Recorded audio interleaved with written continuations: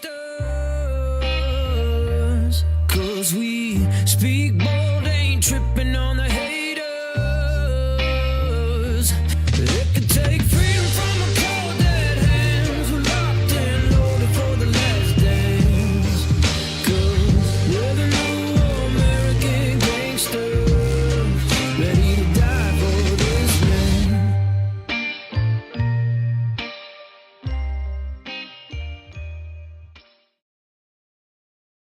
Afternoon, America. Hello, everybody. I'm Shelby Bush, and this is Brian Blem. Yep. How you doing today? Good. How about you? I'm doing pretty damn good. How's Steve-O back there? Well, come on, show your pretty face. Everybody needs to see what you look like. There Right, he there is. There he is. How you doing, Chris? Chris back there with his popcorn. He made some wonderful muffins. Did you try those I muffins? did. Yeah, he even made them gluten-free. And I'm going to ask him if I can take one home to my wife because she needs gluten-free, but they're really pretty damn good. And so, I don't know if we want to say the name out loud because it might seem like we're advertising when we're not. But, well, who are they, Chris? Namaste. So, if you like gluten-free or if you have to have gluten-free, Namaste. They're for, I guess, carrot cake, but he makes these muffins out of them. Yeah. Pretty damn good. And they're organic, too, I believe. So Yes, they're yes. fully Organic. organic, gluten-free. So, All right, just like that? Like that? All right. so Brian, Cool. we've been talking for years about the danger of mail-in ballots, right? Oh, no doubt. I talk about a corruptible system. I mean, what other country in the world allows such rampant mail-in voting? I don't think any other country allows mail-in ballot, Yeah. period. No, I think France banned it in 1979. Mexico banned mail-in voting in 1992. Sweden doesn't permit it. Belgium banned it in 2018. Mm-hmm. You have Russia doesn't do it. But Russia? We're going to talk a little bit more about Russia today too, aren't we? Oh, yeah. Wasn't it Russia? Wasn't it Putin that told President Trump that you guys are a whack, dumbass group of people for allowing such rampant voter, mail-in voting in the United States? Oh, yeah. It was Yeah. a conversation with Putin, and we're going to talk about that a little bit. But Right. he basically said that Americans are stupid Yeah. for allowing this kind of fraud to enter our election system. Right. And I agree. Mm-hmm.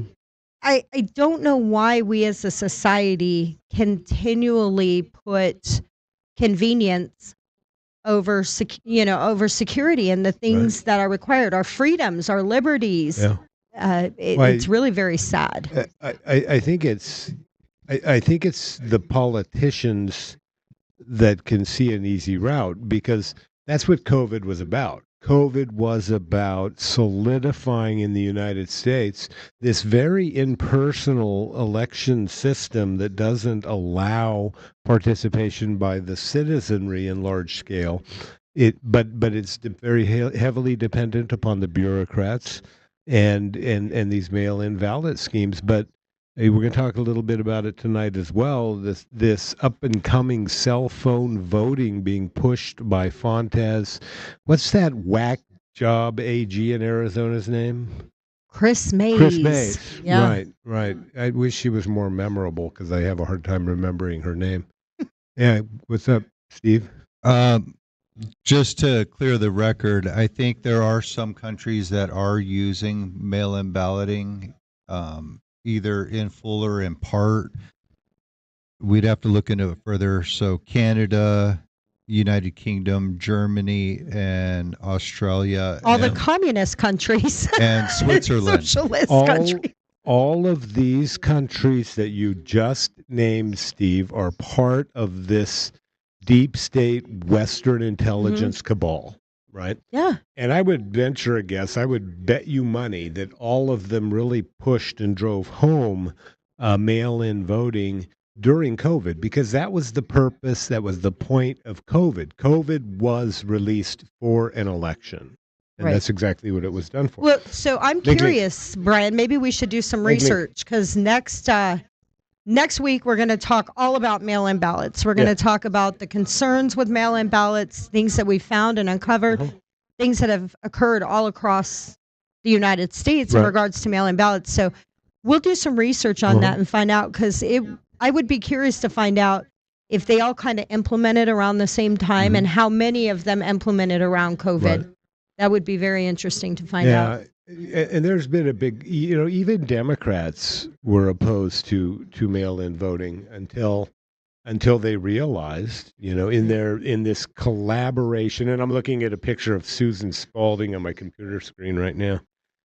I'm Why sorry. it's there, I have no idea. But you got to see Satan every now and then. It's just like, a rose, right? They smell beautiful. They're very aromatic. They're very sensuous to the touch, right? Unless you hit a thorn, and then it'll prick you really hard. And so, mail-in voting offers, something nice for voters. It's convenient, and it also offers thorns. It's very, very easy to manipulate and cheat.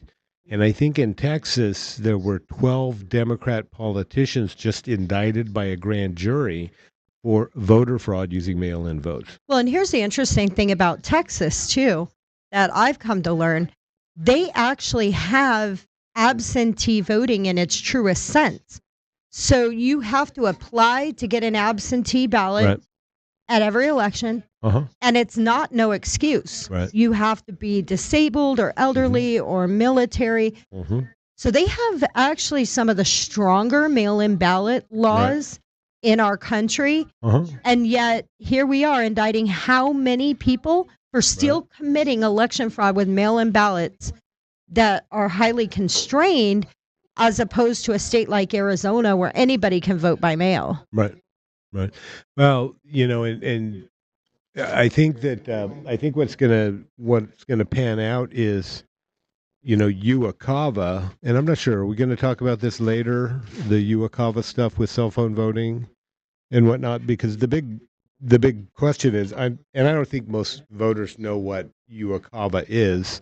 It's the uniformed and civilian overseas voters. Right. Right. Congress implemented legislation that facilitates voting for service members and for American citizens residing overseas. And so a lot of these people can vote willy-nilly, and I'm not sure. Did you get a chance during the audit to see all the UACAVA ballots? Oh, yeah, we saw quite a few of them. I mean, we got to see how they come in, and it's absolutely ridiculous. Yeah, they get to come in via email, via fax, via whatever means possible to get these ballots back.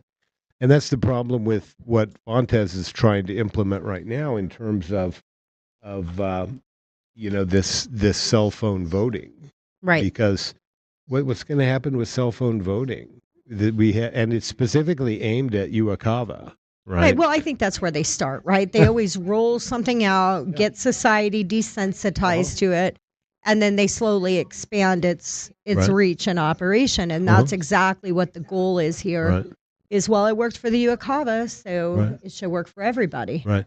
But the big question Americans need to be asking, and this is what I'm asking of people that I know in the current national security organizations, is prior to its termination, how many fake voters, how many non-citizen voters were registered to vote overseas in whatever state of their choice's election before USAID was shut down, right? Because that's part of what a color revolution is, right? You take advantage, you get favorable legislation passed, you take control of the judicial branch of government, or you have a significant sway and influence within the judicial branch of government, and then you implement these policies and you register people to vote, right? Well, and the idea was originally, as far as the non-military, was if a mom and dad have, say, a 16-year-old, okay, and they get stationed overseas, and they take that 16-year-old with them, and then that 16-year-old turns 18 in a foreign country. Right.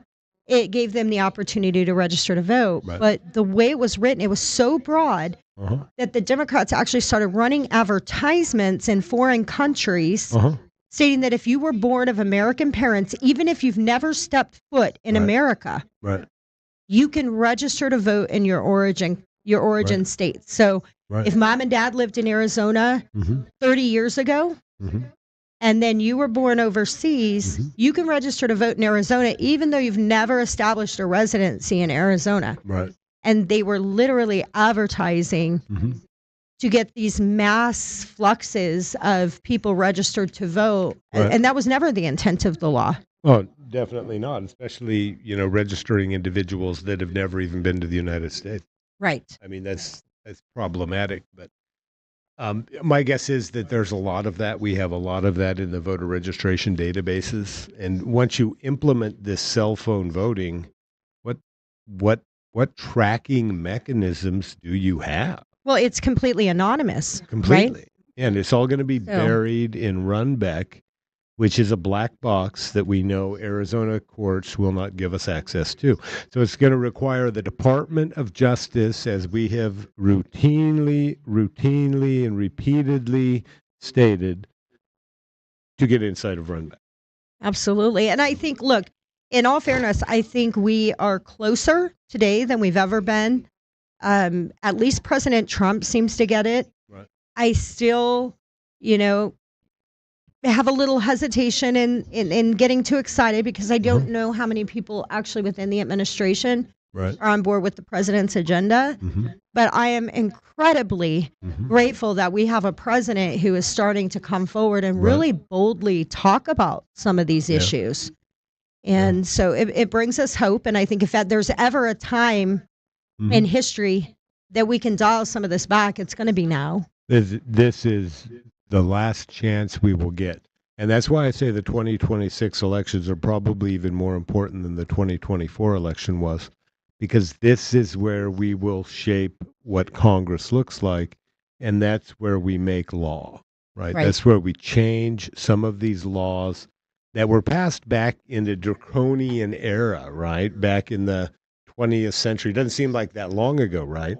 But the 20th century was all about, the big federal bureaucracy dictating what we do and running everything. I mean, whether it be the Department of Education pushing stuff out to local school districts and the State Department of Education, they created these bureaucracies that govern our lives just about completely at the local level.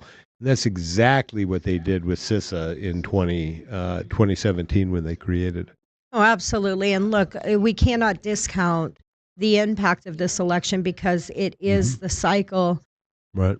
especially in Arizona and a lot of different states where we're voting for attorney general, we're voting for the secretary of state, we're voting for the governors who play an incredible role in the election infrastructure.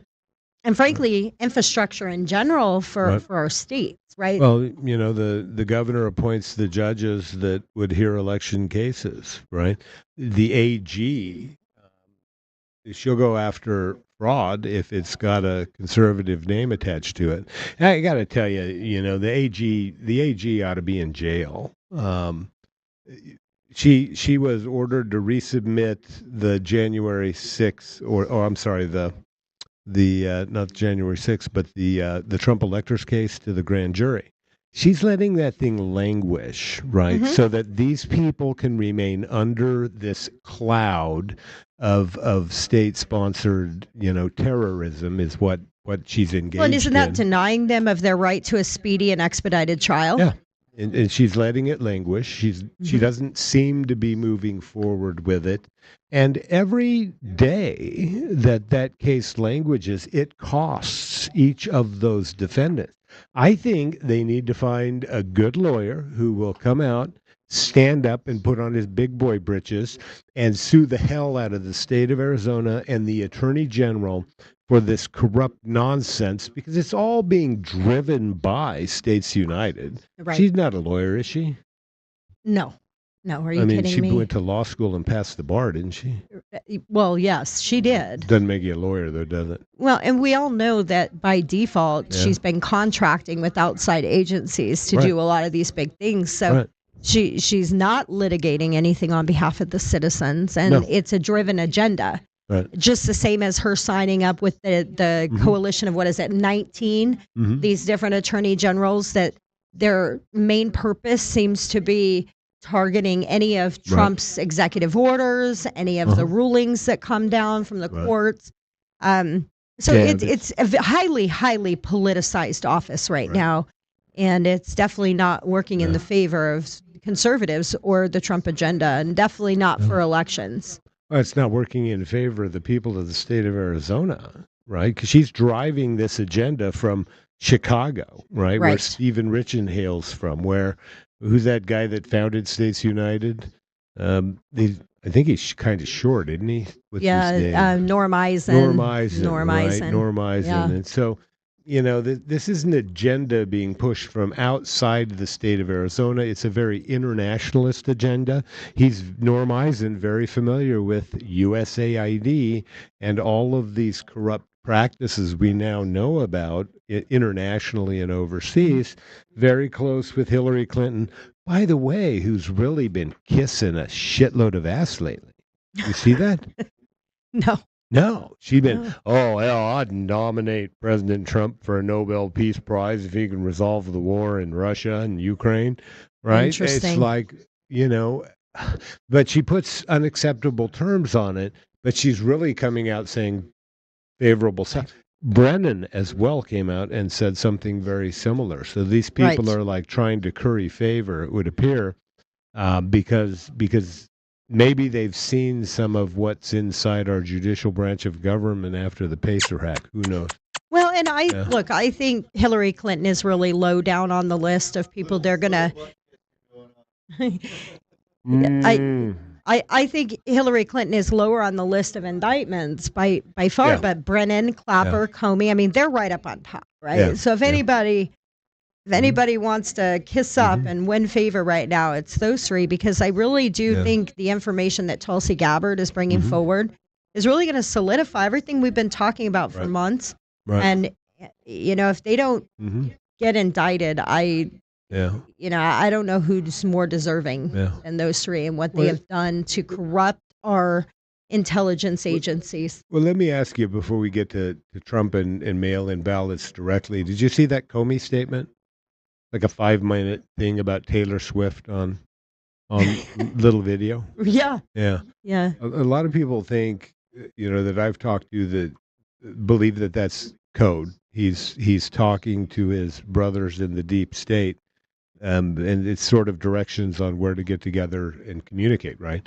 Because the CIA, it's my understanding, one way they communicate is these like Xbox or PlayStation, right? You can get into these live gaming groups and you can chat, right? And so they use a lot of those tools to sort of hide their conversations from the public, right? Right. It's kind of like our government officials using personal emails, and then they can just delete the email account and presumably they're gone. Do you know anything about gaming systems, Steve? When you have these conversations, are they like recorded and stored? As far as I'm aware, they can't possibly store those, because every live game that's taking place every second of every day has open communications. Everyone who's playing Call of Duty or any other battle royale type game, Right.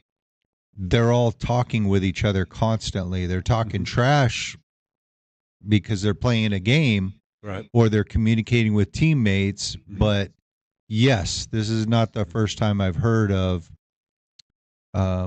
people who don't want their conversations being recorded or known, Right. utilizing these game lobby chat rooms to have conversations. Right. Well, and they're anonymous handles too, Yeah. right? So, Yeah. I mean, they're much harder to track, and they can be created however, but Right. Yeah, it's going to be interesting to see how all of that shakes out. But President Trump is definitely making some bold statements, Oh, definitely. Yeah. and some of the people in his administration are making some bold statements as Right. well. Steve, why don't you put up his True Social post, number 1 here? So he says he's going to lead a movement to get rid of mail-in ballots and the highly inaccurate and very expensive and seriously controversial voting machines that cost 10 times more than accurate and sophisticated watermark paper. So what do you think of that? We have the president coming out saying he's going to lead the charge in this movement. And I think that's incredible because many of us have been speaking out. We have many factions across the U.S. that have spoke out. I mean, even the Democrats, right? Was it Carter who had come out against mail-in ballots at one point? It was a Carter Reagan Commission or something like Yeah. that. Yeah, absolutely. Then he changed his mind during COVID because he was old and feeble at the time, and I think he was probably suffering from dementia. And the Democrats and the national security state want to do everything in their power to get rid of Donald Trump, and that's what mail-in voting reform. Well, they actually had Carter roll back that statement on his deathbed. Yeah. And I think that's sad. I mean, it stood for how many years? Right. And then when they knew, like you said, they knew they needed mail-in balloting in order to win in 2020, they got Carter to come out and basically issue a retraction to what was a scientifically examined report outlining the frauds and the potential dangers of mail-in balloting. And it's actually a very good report. So for them to get him to do that was absolutely crazy. And then you had talked about the Russia and Putin, right? Russia, Putin, yeah. So we have an interview, a few minutes of an interview with Hannity, where Trump is talking about his conversation with Putin and mail-in ballot. Right. Do you want to play that one, Steve? Number 2, if you can play that. Said your election was rigged because you have mail-in voting. He said mail-in voting every election. He said no country has mail-in voting. It's impossible to have mail-in voting and have honest elections. And he said that to me. It was very interesting because we talked about 2020. He said, you won that election by so much. And that's how he got it. He said, and if you would have won, we wouldn't have had a war. You'd have all these millions of people alive now instead of dead. And he said, and you lost it because of mail-in voting. It was a rigged election. But mail-in voting, Sean, the politicians, I think I'm going to make it a big, I know the answer is that Jimmy Carter, years ago, along with Scoop Jackson and some others, they had a committee, respected people, good committee, Jimmy Carter, good guy, he's a good man. And the conclusion was you can't have mail-in voting. We have mail-in voting. It's so dishonest. They send stuff. Some people get 7 ballots. Look at California with that horrible governor they have. He's one of the worst governors in history. He's incompetent. He doesn't know what he's doing.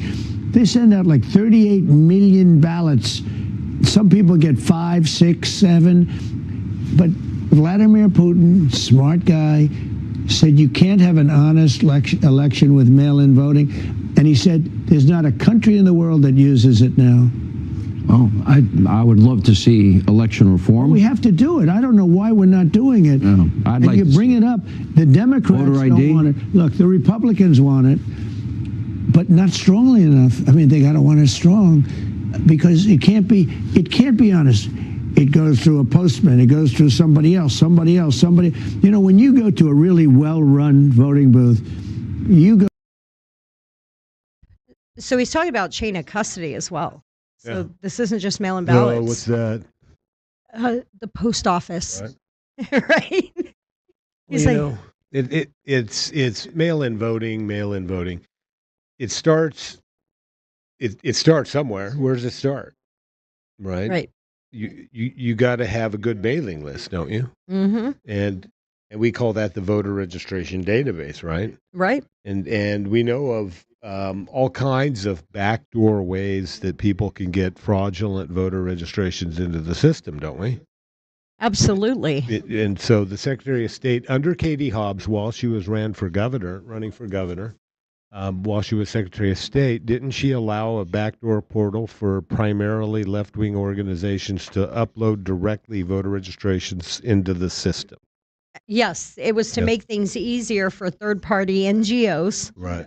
to register people to vote without the Right. paper. They said it would make it more efficient, Right. would make it easier to track. And then, in addition to these third-party NGOs being able to put this information into the system on behalf of the voters, at the end of every month, they got a report issued Right. that gave them all of the details of all of the voters that they put into that portal. So it even tracked it for them. So if there were fraudulent registrations being pumped in there, then they would know exactly where they needed to go to harvest ballots, right? Right. So that's one theory for sure. And And you have to hand a that's, card, a picture, or this or that. You don't have everything perfect. You get sent back. Go get it. It's very hard to do something fraudulent with a vote. Paper ballots. Mail-in voting, they give you boxes of stuff. You have no idea where they came from. This mail-in voting, you can't have a great democracy, republic. You can't have it. Well, maybe that's why we're going to end up with a communist mayor in New York. I don't know. He probably is very happy with mail-in ballot. But you can't have a great... All right, so back to the registration, right? Because there are more ways to dump fraudulent voter registrations into the system that we saw in, I believe it's 2022 and then 2024. And so you get all of these left-wing organizations. We know the vice mayor, I believe, vice mayor of Tucson runs an organization. He used to work with Adrian Fontes when he was Maricopa County Recorder. No, he's actually vice mayor of Mesa. Vice mayor of Mesa. Ah, okay. And so, organizations like his, on the last day to register vote, what do they do? They flood the system. Flood the system. Yeah. What was it? 60,000 were dumped on Maricopa County Recorder's office On election cutoff. on the cutoff to be able to vote for the election. Now, if you're stressed as a system processing all of these, how do you possibly vet them all 100%? And we know that there were fraudulent attempts to register, because if somebody's trying to register Donald Duck and Mickey Mouse and other cartoon characters or superheroes, it's obvious fraud, right? Right. But those aren't going to get through. Those will get caught. But how many do get through and how many get caught? So when we start with this mail-in balloting issue, it really becomes a voter registration issue, because if all of these people were required to go to the polls and show an ID, all of these illegally registered voters would not pass muster, would they? Oh, not at all. And Right. here's the thing. I'd like to believe that what you're saying is true, and that if they weren't flooded in at the last minute, a lot of these things would be caught. But Lincoln's acting up. But a lot of them are, and many of the people that are processing these voter registration applications, they're actually instructed to enter them even when they suspect fraud. Right. So, we've talked to, as an organization, we've talked to people who have worked in the elections department, and they were put on that job. They weren't originally hired for that, but because of the flooding, Right. they were transitioned into that area, and they were actually told whether the application is complete or not, or whether or not you suspect there's something wrong with it, Right. you have to enter it anyways. Yeah. So they're going with, we can't disenfranchise a voter, Right.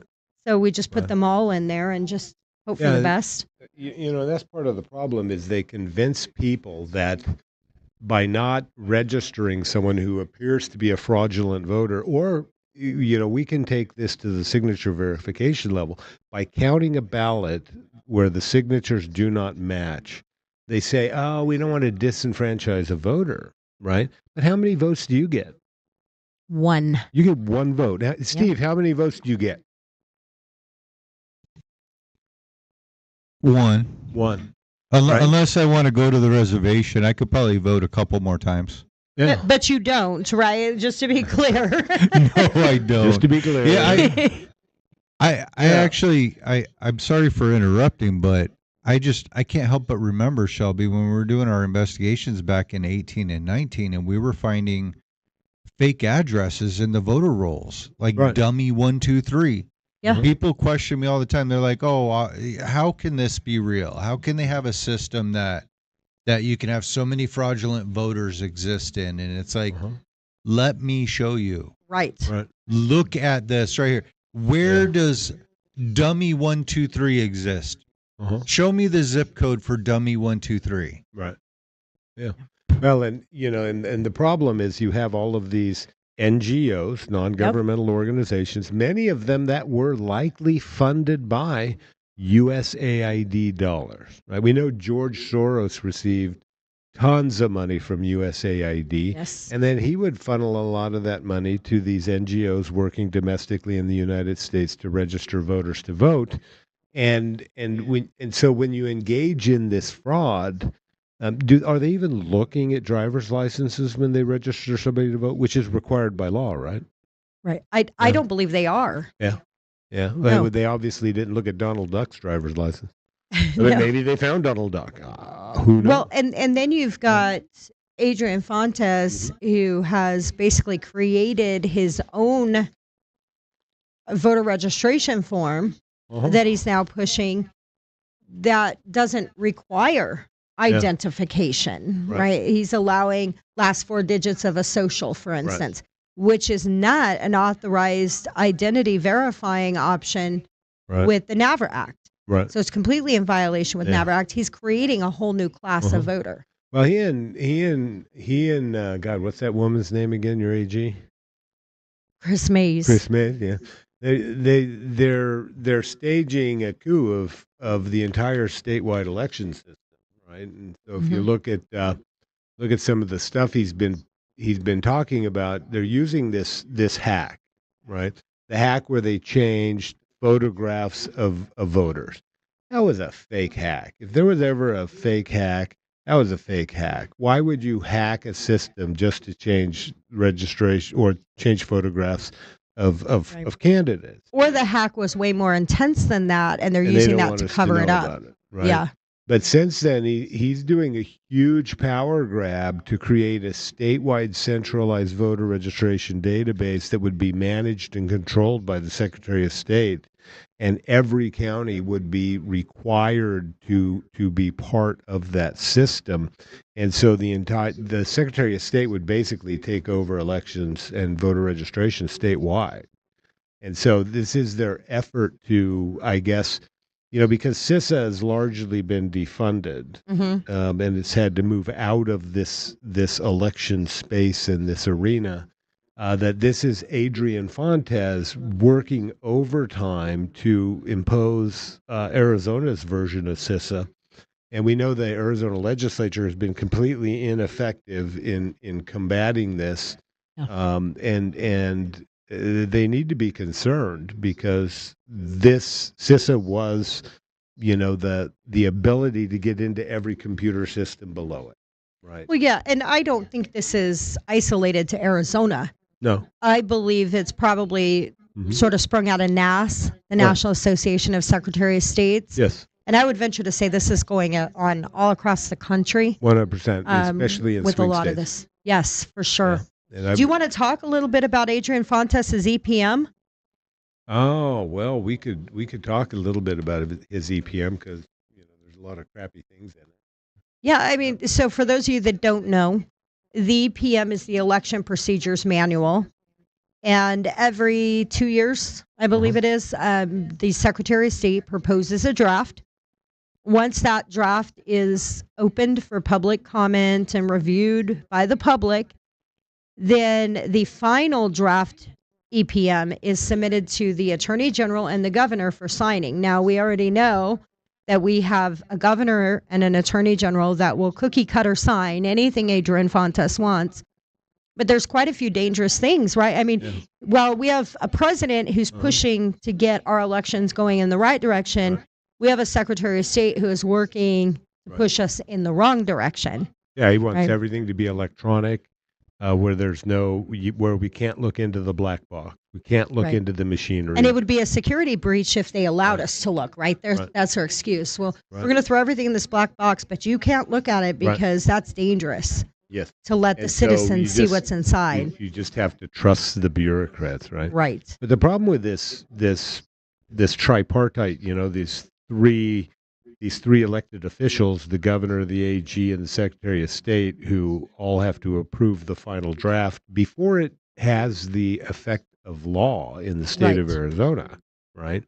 Is that they're all essentially controlled by States United, right? Every single They're- one of them. Yeah, they're all States United hacks Mhm. that have States United working for them in the background.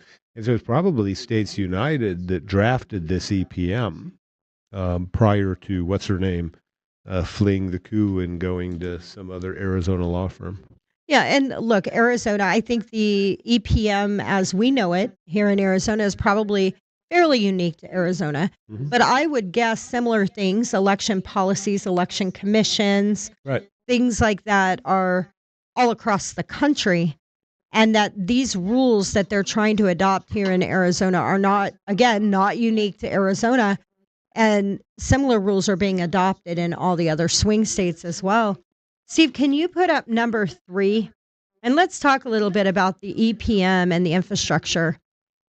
So we talked a little bit last week about Runback purchasing Global Mobile, and Global Mobile is the text to vote and text secure system Mhm. that has been implemented in at least that we know of Colorado and Arizona. Right. In the EPM now, Adrian Fontes is trying to make it mandatory to utilize texting services to cure one's ballot. Mm-hmm. And I feel like it's very dangerous. It's desensitizing people to uploading their IDs and working a text system. But not only that, it's making texting the only option, right? So if they utilize a texting system, they don't have to notify you of a problem with your ballot in any other way. Right. So if you received a text saying your ballot didn't count, how many people are going to take that seriously in the era of so much fraud Uh-huh. and all these crazy links that we get text on a daily basis? Well, and we talked about that last week, right? You have all of these old people scams, right? Right. And I know that there's a big movement to sort of proactively deal with some of these scams. But if you receive a text that says, "Hey, send me a copy of your driver's license," Right. right? How does the user know A, it comes from an authorized source in the first place, and B, once you send it, how do you know in today's computer days?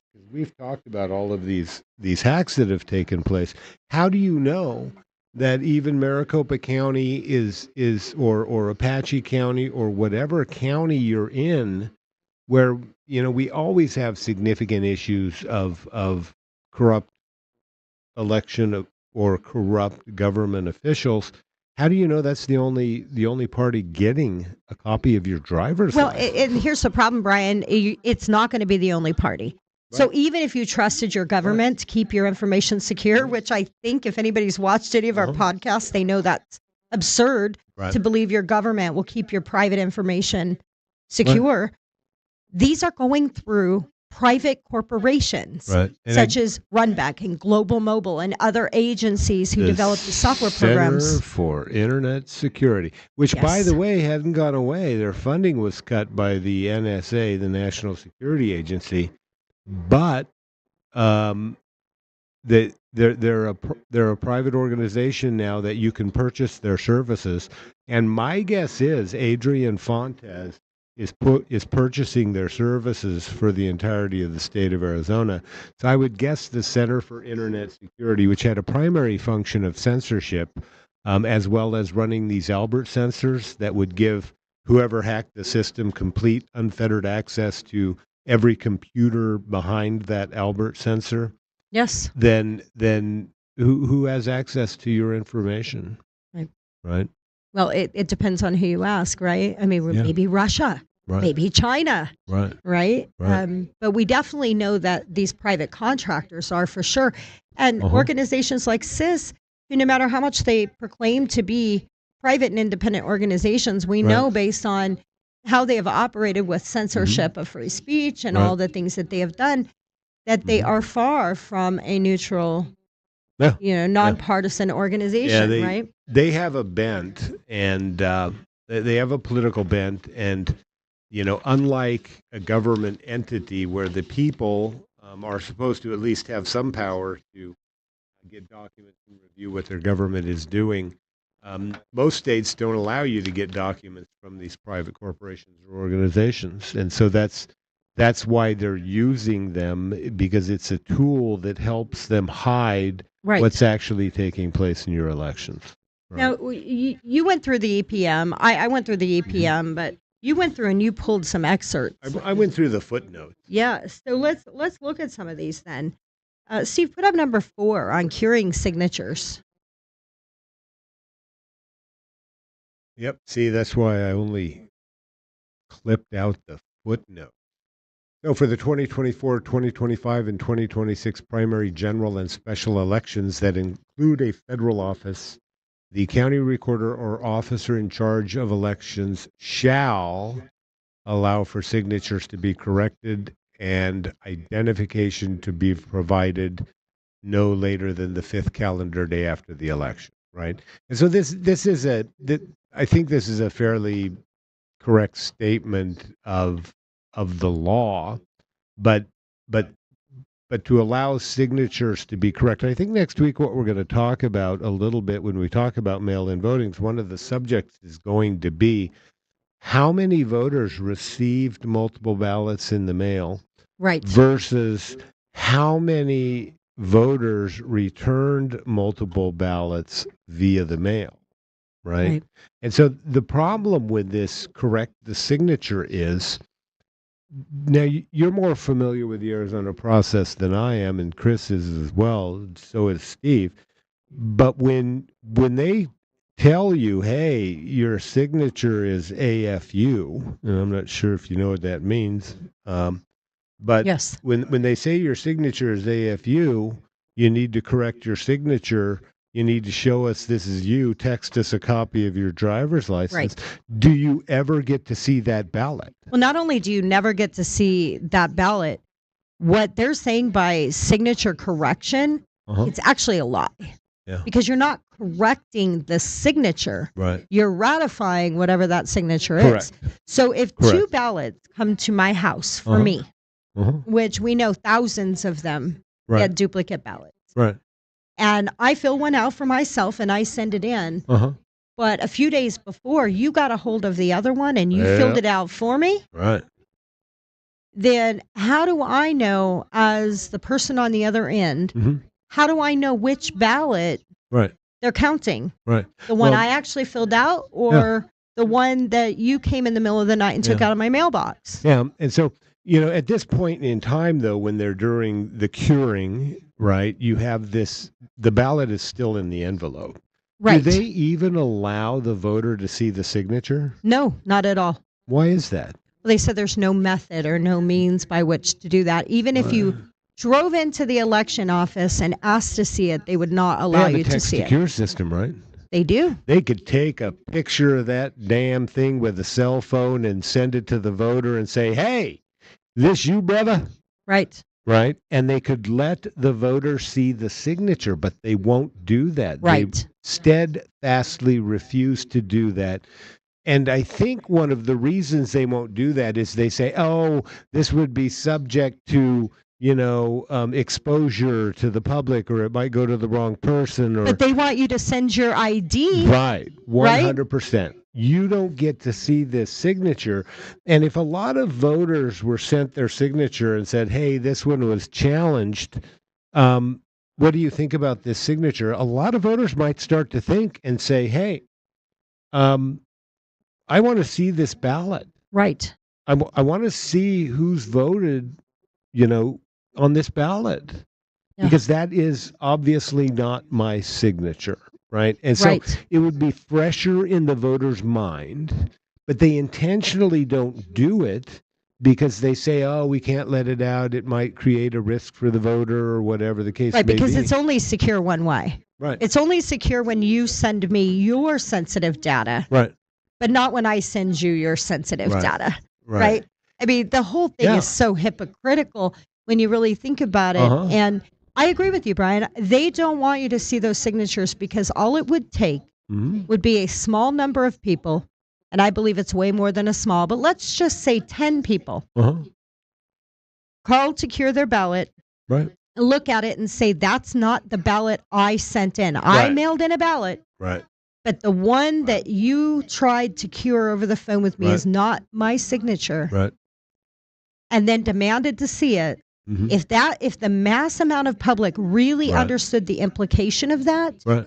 it would create a crisis, and they know it. They know it 100%. That's why they lie to the right? American people. And if voting by cell phone or curing by cell phone was so safe and effective, which they want us to believe because they're pushing everybody to do all of this stuff via cell phone, what's the problem with sending the voter's signature to the number on the voter's registration record or on the envelope and saying, hey, is this your signature? But we're talking about the same election department, Brian, that don't even want to provide these signatures to voters when they request them. Right. Yeah, they Even hide though them. state law requires them to do so. Right.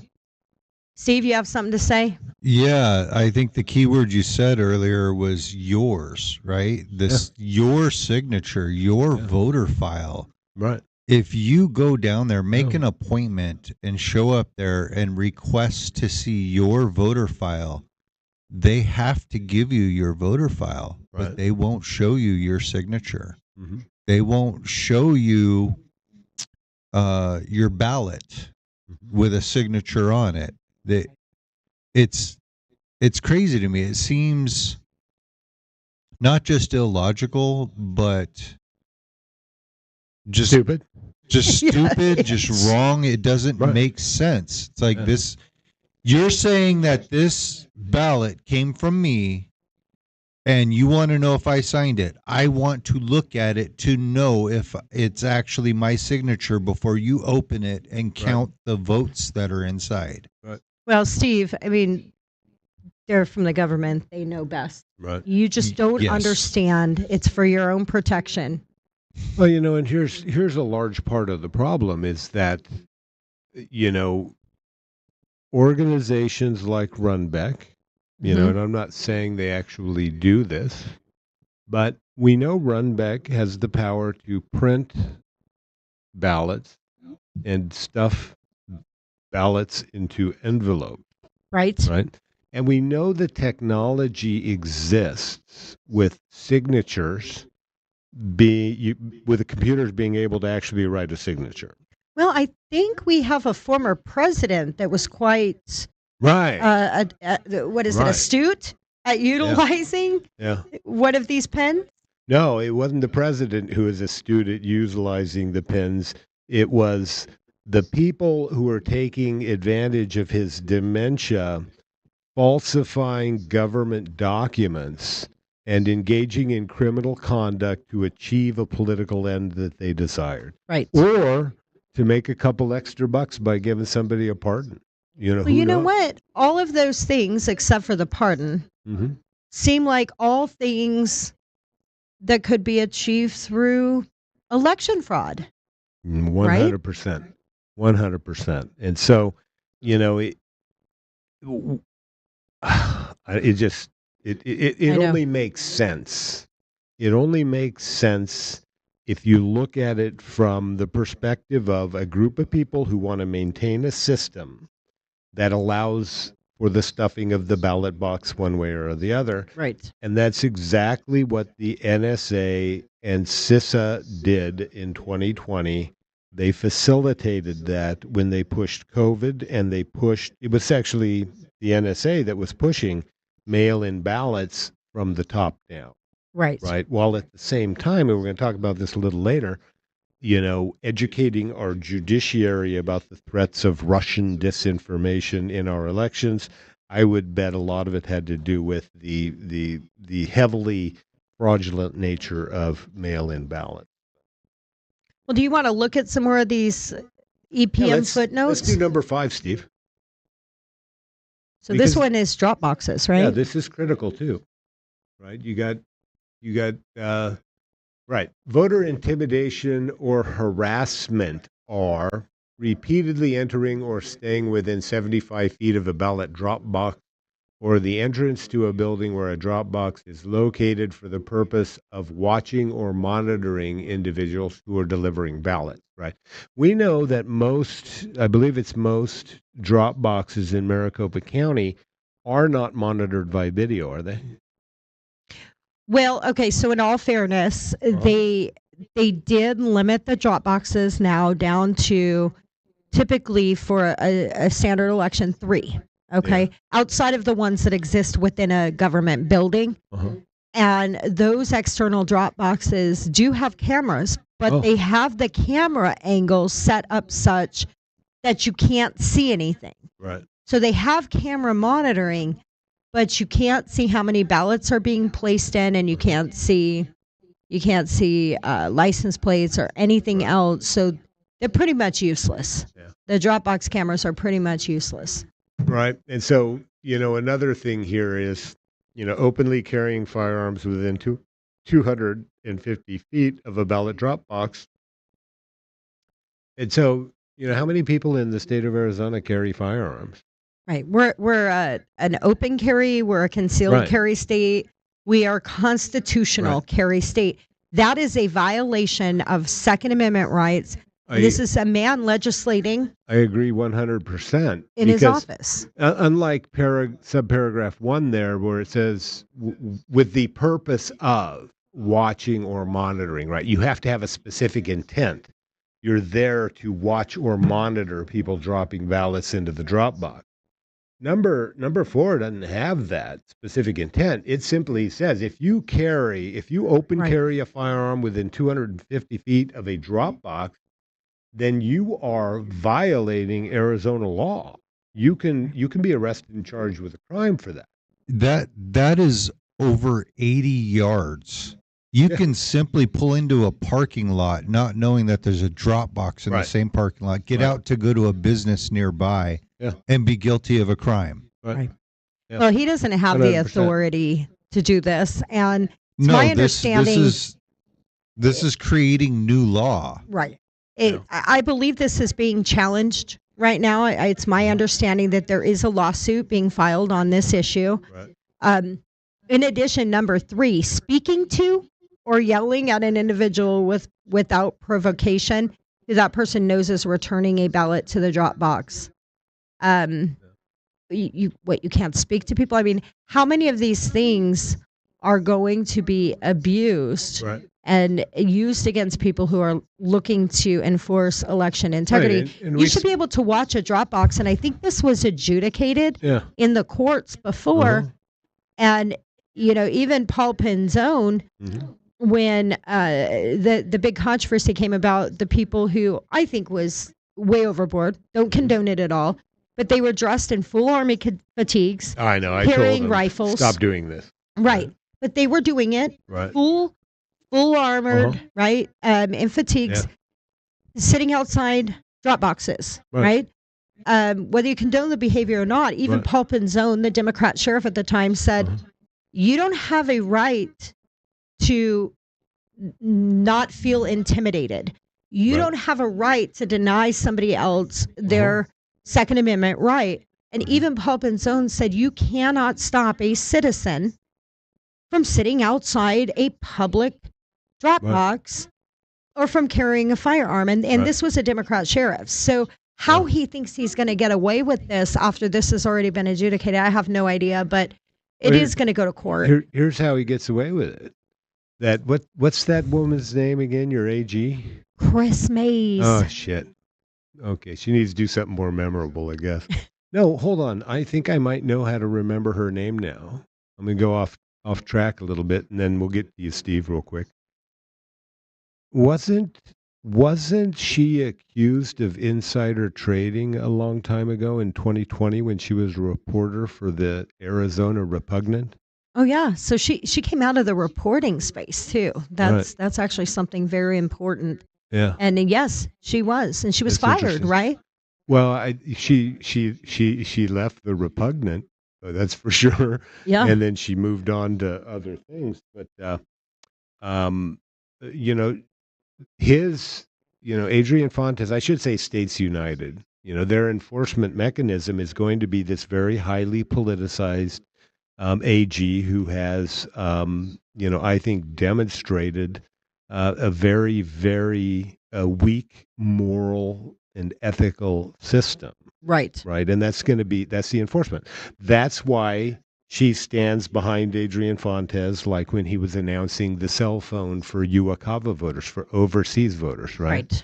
Cell phone voting for the, cartels in Mexico or for whomever, right? Overseas votes coming in.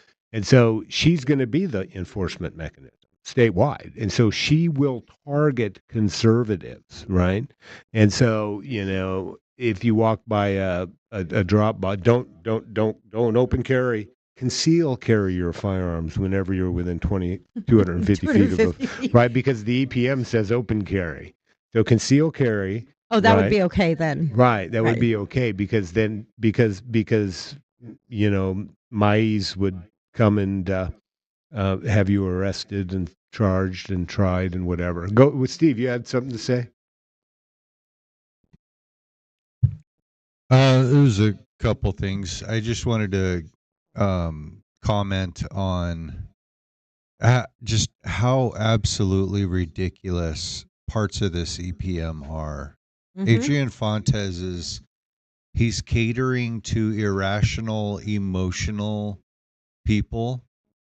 But I think he's doing it with a greater purpose and intent. Right. Absolutely. And what I mean by this, Shelby, if you don't mind, if you remember back in 2020, 2022, during those elections, there was a camera at MC Tech that specifically looked at their Dropbox from the front side of it. So you could see the front of the cars, you could see what was being put in the Right. box. And we put together a lovely little montage of people sticking fistfuls of ballots in that Dropbox. After that, they relocated the camera so that you can't see what's being put in the Dropbox. You can't identify the driver, you can't see anything identifiable. So they're not just doing stupid things. They are intentionally going out of their way to make it harder for people to identify when illegal activity is taking place during the elections. Well, that's exactly they're what it trying is. to they're trying Yeah. to shut people up. They're trying to silence people, Right. right? And that's part of this entire attack that began in 2016 after Trump won the election, and he wasn't supposed to.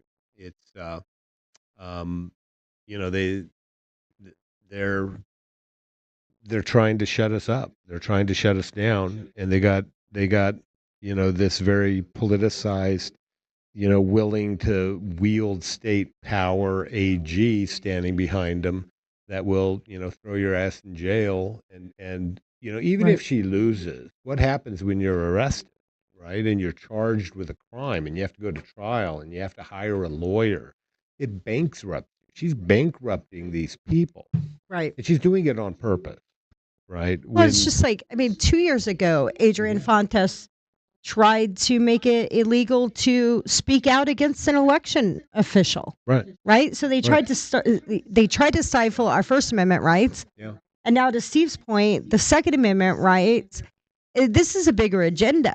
This has nothing to do with safety and warm fuzzy feelings or fear that somehow voters are going to be And- intimidated. Because if they really cared about that, they would care about the Black Panthers standing Right. outside the polling places when Obama ran for office, right? And That didn't seem to bother them at all. and it wouldn't it doesn't have anything to do with free and fair election. Not at all.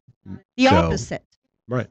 right? Right. The opposite. Like Steve said, this is their way to obscure the fraud from the public in an effort to hide the fact that our elections are not free and fair. Well, Right. newsflash, election officials, America knows there is fraud and our elections are not safe and secure. Right. And if you don't know that and you haven't come to that conclusion yet, do some research because Election fraud is not something new. It is not something you have to be a crazy conspiracy theorist to acknowledge. I mean, I hate it when I have to remind people.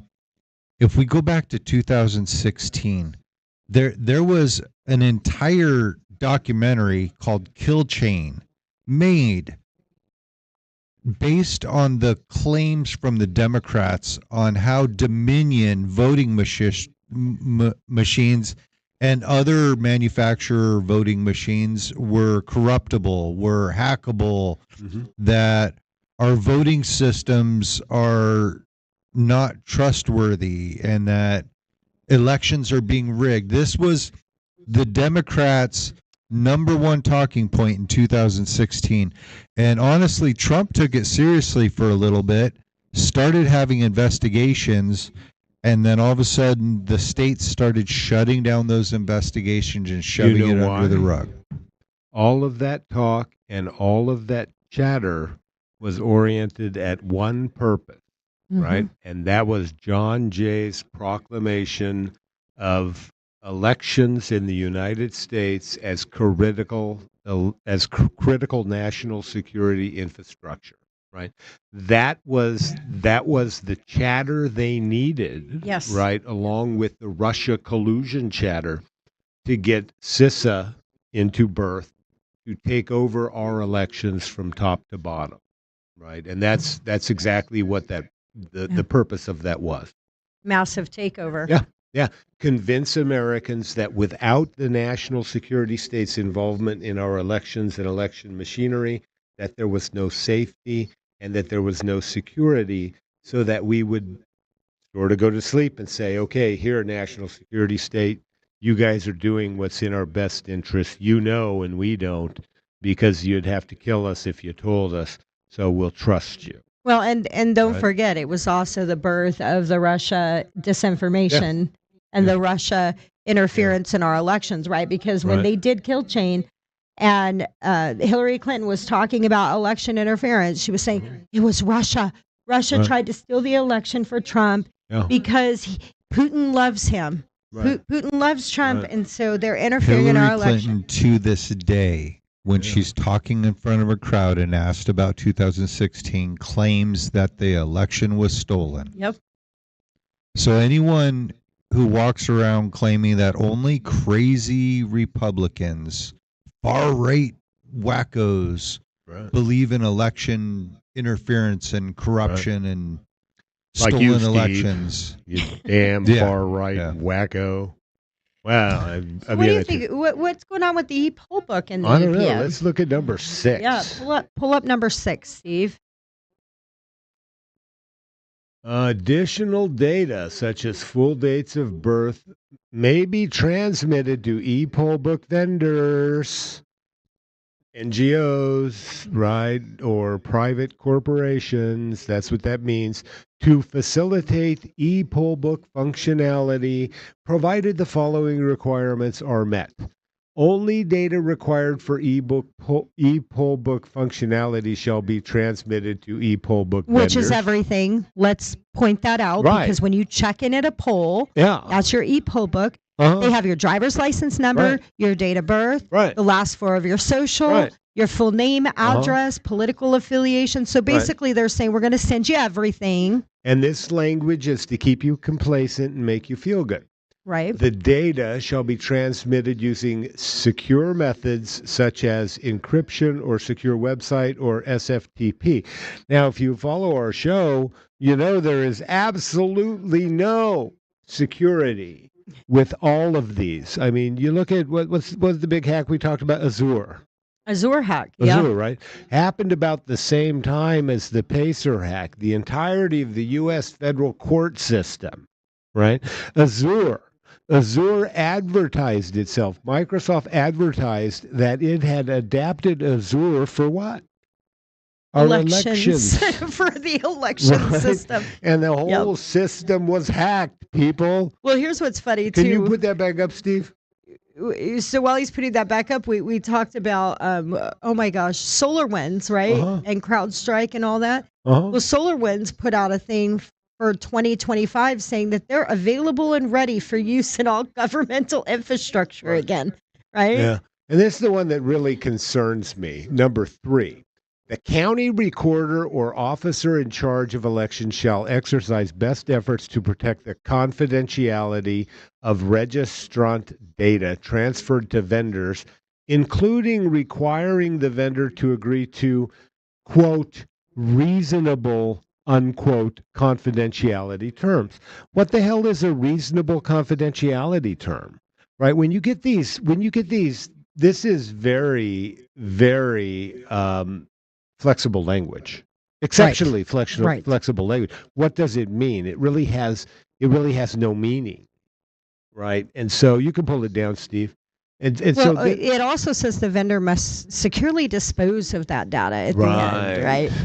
Man, who knows? Who really knows Right. if it's ever securely disposed of? And is anything electronically stored on all of these systems that pass through all these firewalls and all these, VPNs and whatever? Is it ever really gone? No. It's on the system somewhere, and then it goes to this system somewhere, and then it goes to this system somewhere.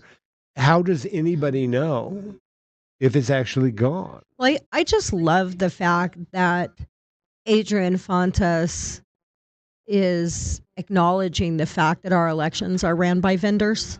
Yeah. I mean, that's one 100%. bonus from that, right? Yeah, Because 100%. you don't normally see so much mention of vendors. Or could it potentially be, Brian, because they intend to use even more vendors and even more vendor services, such as text secure and text systems and collecting people's driver's licenses and IDs? That's all vendor supported. I mean, it's not going to be, if people really believe that it's going to be people working in the elections department, citizens, temporary employees, texting them, they're crazy. These are vendors. Third-party contractors that can be swayed, cannot be audited. These are the people you're giving your private information to. Right. During the 2024 election, I don't know if you recall this or not, I was here at the office. I was in town, so I was just hanging out watching. And we had some people call the number to cure their ballots. Right. And I don't know if you recall this or not, but the people on the other end of the line were telling people Right. that they had 10 days to cure their ballots. Right. They didn't even know the law. They either didn't know the law or they were instructed to tell people that. Right. And so, but we can't find out because these are, third party, private, corporate, or NGO vendors that are running these systems. Right. And so they're telling people something. Right. And we're going to talk about misinformation and disinformation in the election space. Right. Oh, yeah. Talk about absolute dis or misinformation or malinformation or whatever you want to call it. These people were telling voters something that could have disenfranchised them had it not been us just calling to see what they were telling voters and then putting the information out to voters ourselves. Well, and what I love is when it was brought to, I think it was Scott Jarrett's attention. That this was happening, he denied it. He said, "Oh no, there's no way. Nobody is saying that." And then you got it on recording. Yeah, we tweeted it. Here are two examples. We've got recordings of 3 people. 2 of the 3 are saying 10 days, and 1 is saying 5. Right, and so it's kind of hard to deny that when they answer the phone. Maricopa County Elections Department, whatever, cure your ballot. BS. And so it's funny. They'll go to great length to hide this stuff. It was the same. Same thing happened with they weren't sealing the bins when they were pulling them out of the drop boxes, and we caught them on video. Our camera guy was watching videos. Right. And he said, look what they're doing. They're not securing these bins. You need to notify them. So we notified them. And again, Scott Jarrett, oh, no, that's absolutely not Absolutely not. happening. They're very well trained and Right. they're following all of the election rules. Yeah. And it's like, here's the video. Yeah. Oh, Yeah. yeah, I guess it is. We've instructed them to Right. no longer do that. But Yeah, stop gaslighting Yeah. Scott Jarrett and trust your population that want to have free and fair elections. Right. What's the problem with people calling and saying, "Hey, the law's not being followed. This is going on. We don't want to sue you. We just want you to know about it so that you can educate your employees so that they can be compliant with the law in the state of Arizona and we can have freer and fairer elections." Isn't that the goal? No, that's not the goal. Right. That's for a not lot their of people. goal. No. No. But that's probably, Scott Jarrett's willing to gaslight is probably one reason he, as opposed to Valenzuela, got promoted up to run the entire kit and caboodle Right. instead of having these shared responsibilities. I think Valenzuela would have been a much better choice. He and I probably don't agree on a lot of things politically, but I think he has. I think he's a more morally centered and ethical man than Scott Jarrett. Well, I think that's probably why they didn't want him in that Right. position, right? All right, let's skip 7 and let's go to 8. 8 really quickly because I mentioned this earlier. CIS. Okay, this is a footnote right here. See the CIS benchmark for the EMS gateway and for guidance on this standard at https whatever blah blah cisecurity.org. Okay, this is evidence that the entire state of Arizona is still running Albert sensors on our systems. The question is, are there Albert sensors on all of our legislative systems, on all of our executive systems, and all of our judicial systems? Because that would give bad actors or people that want to control our elections access to the entire governmental apparatus in the state of Arizona, whether it be judicial, legislative, or executive. Right. It's problematic. Well, and here's the thing.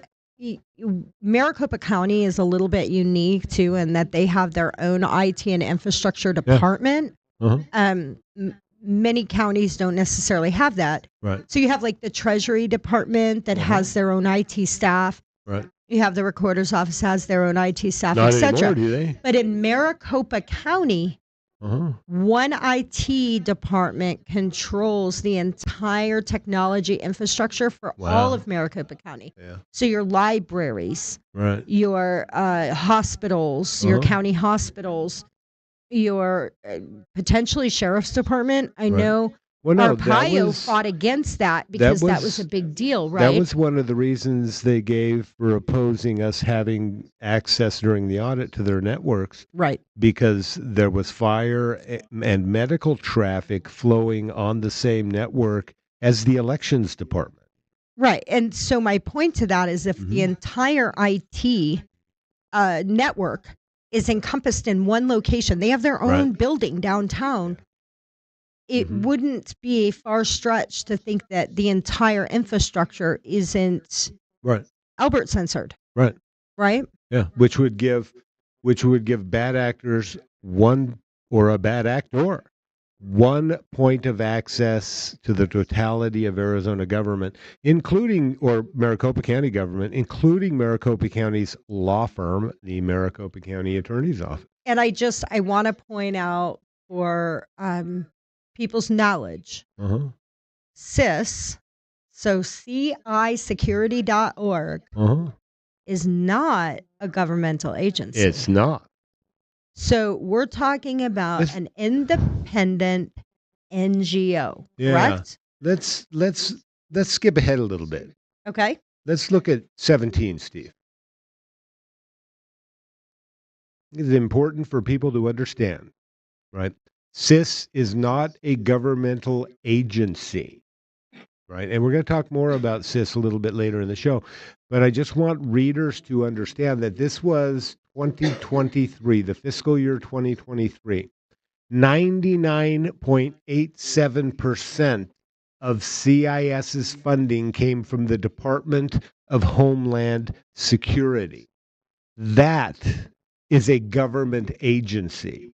That's how governments hide their bad action, right? Right. Oh, it wasn't a government agency, But it they're was a not- private agency. They're not elected by the people. Nope. They're not appointed by the people's government. Nope. These are private individuals And they're not ran by a private organization, a private board, right? Look at the rest of the funders and do the math on that. So Right. 99.87 is Department of Homeland Security. But what else is there? Export-Import Bank of the United States, Department of Health and Human Services, Department of Commerce, the Smithsonian Institute. I mean, this is a government agency Right. with no accountability. Zero accountability. And you, the American, you can pull this, Steve. You, the American people, have no right to look inside of this agency. Right? It's a private contractor. Right. Right. And so that's problematic. So we'll get back on track here. Let's talk about number 9, LNA testing. Okay, this is what I think is interesting about this. Though not required, counties may, in their discretion, conduct additional pre-election LNA tests prior to the Secretary of State's pre-election LNA test and or additional post-election LNA tests after the county's post-election LNA test, including with participation from representatives of the recognized political parties, right? The term including is a key term there. Right. Because Meaning they don't have It to. means they don't have to. They can conduct all kinds of testing, secret testing afterwards, and they don't have to include members of the political party. Well, Maricopa County did that. Right? They changed softwares. They performed additional LNA testing, and their LNA testing showed failures. Right. Massive amounts of failures, and the public was not invited to that. We caught that on video. And that was the 2020 election, Right. and that's one of the issues that was raised up to the appellate court. The problem is, going through all of this computer data takes so much time. The appellate court said, why didn't you bring this claim sooner? Right? And so that's the problem. We also saw this, just to point this out, in 2024. Cochise County forgot to program one of their supervisory district races onto their ballot. And so 48 hours before Election Day, they reprogrammed the software and ran a new LNA test kind of in the middle of the night, and the political parties were not invited to attend. And so this authorizes more election secrecy. Yes. Let's keep it away from the people. We don't want the people to know what's going on. We don't want the parties to participate because, God forbid, the political parties then say, "Hey, wait, what's going on?" Right? And so that's about all we have on the EPM for tonight's show. But we're going to talk about the American Bar Association for a little bit. You know what the ABA is? It fancies itself a legislative body, Right. right? The ABA was sort of the central hub, and a lot of lawyers aren't going to like me talking about this stuff, but they became sort of the central hub of what happened after 2016 election, running up to the 2020 election, right? And that central hub involved elections, censorship, and movement. What I'd like to call sort of an effort to take over a third co-equal and independent branch of government known as the judiciary. Right? Absolutely. And so the ABA, they passed a cyber security resolution. Let's see that number 10, Steve. Yeah, this is a PDF. It's a 2-page cybersecurity resolution. Quite interesting. And then I think we have some screenshots of like the bigger document to talk more about that. But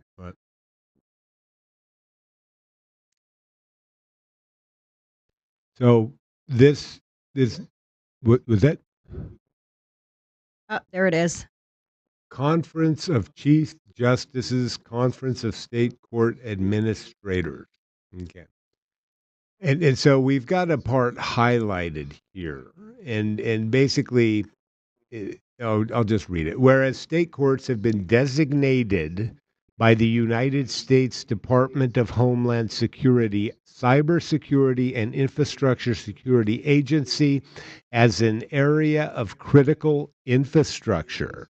Right. Right. This is exactly what John Jay did unilaterally in 2016 With the elections. with the election Yeah. infrastructure. Right. So now they're saying the courts are too. So we have jurisdiction, right? And so this is an executive branch agency declaring itself basically boss over the state judicial systems because they're designated as critical infrastructure, right? Right. And if you look at the footnote on there, it directs you to CISA.gov. CISA.gov. And this happened in 2017. So basically what you have is John Jay and the national security agencies under Barack Obama take over elections, which we know are run where?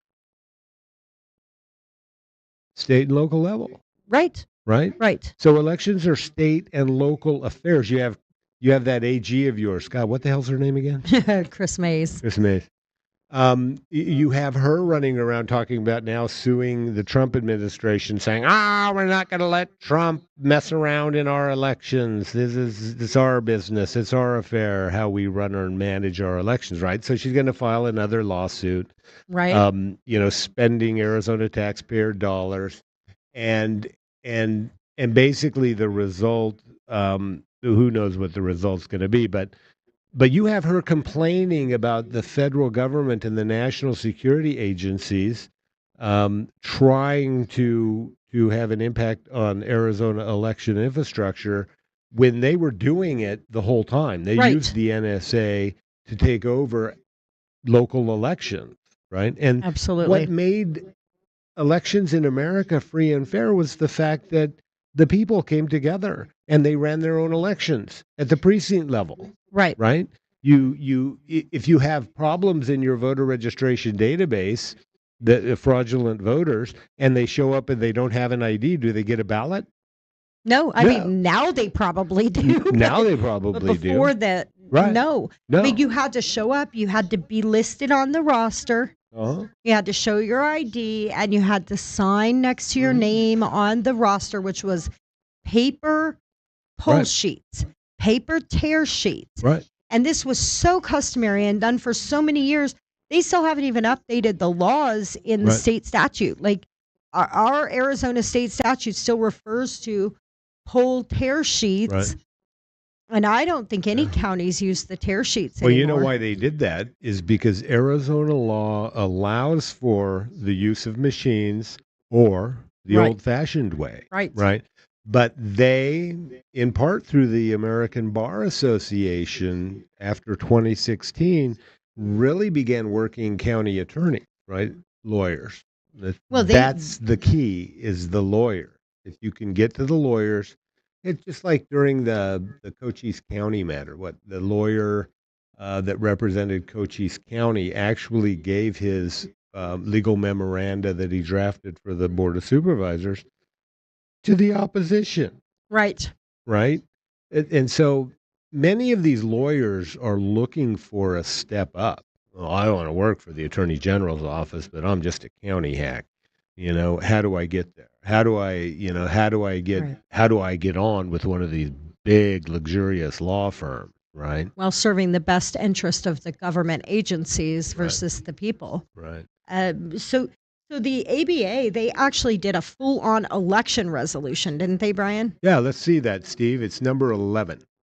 So this is the implementation of this, all about elections. Like, Right. tell me why the American Bar Association should be passing a resolution about election infrastructure.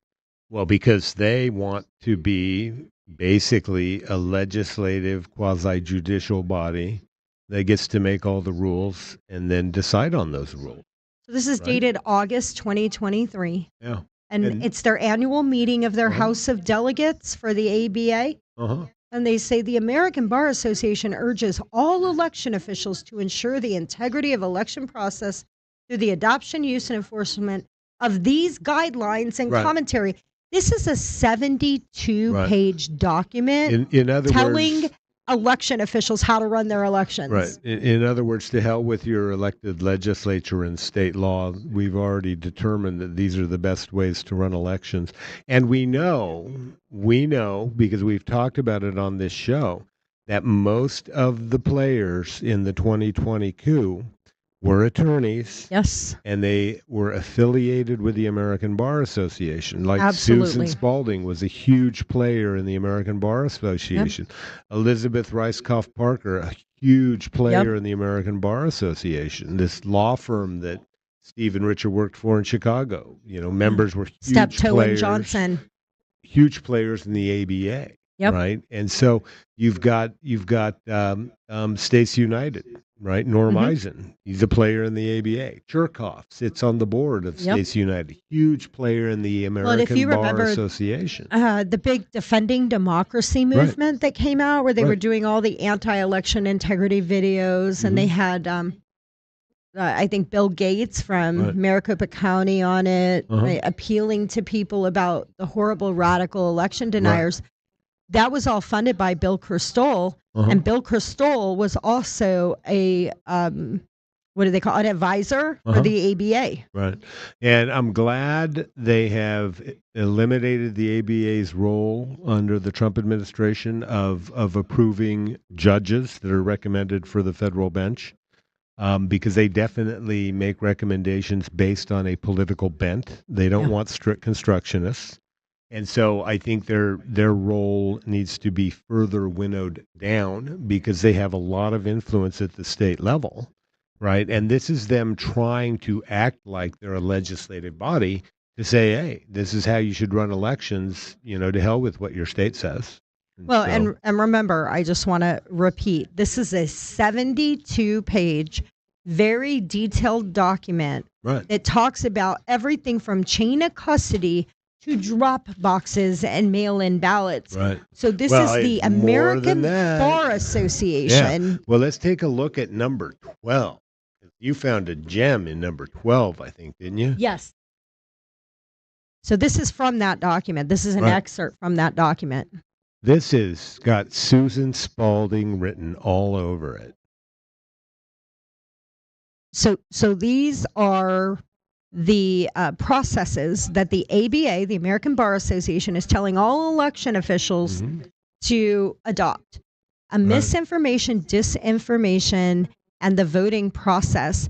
So, there's a lot to unpack here. One of the things I'd like to point out is if you look at the subsection B towards the bottom, it says voters should be educated about and made aware of the potential for misinformation and disinformation regarding the voter process. You mean like you have 10 days to cure your ballot?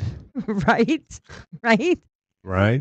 So election administrators should proactively monitor and respond to known instances of the dissemination of false information regarding the voter processes. Yeah, so they can ensure a rapid response, right? And so, this is the big move our legal community made into the censorship space. And this was all led by many of these attorneys that have played, a very active role in the American Bar Association. It's like when we did that one show, we went to watch some of Susan Spalding's videos, right, on the Russian disinformation bullshit, and they were gone. They weren't there. Link not available. Why? I don't know. Maybe they just, timed out and forgot to update their webpage or something. But I think it's something else. Because we've shown video of Susan Spalding admitting it wasn't Russians that were pushing the alleged disinformation. It was conservatives like you, me, and Steve and Chris, right? We were the ones pushing the disinformation, even though we have shown you on this show that what we're saying is 100% accurate, right? And so the ABA needs some serious work, I think. But let's look at number 13.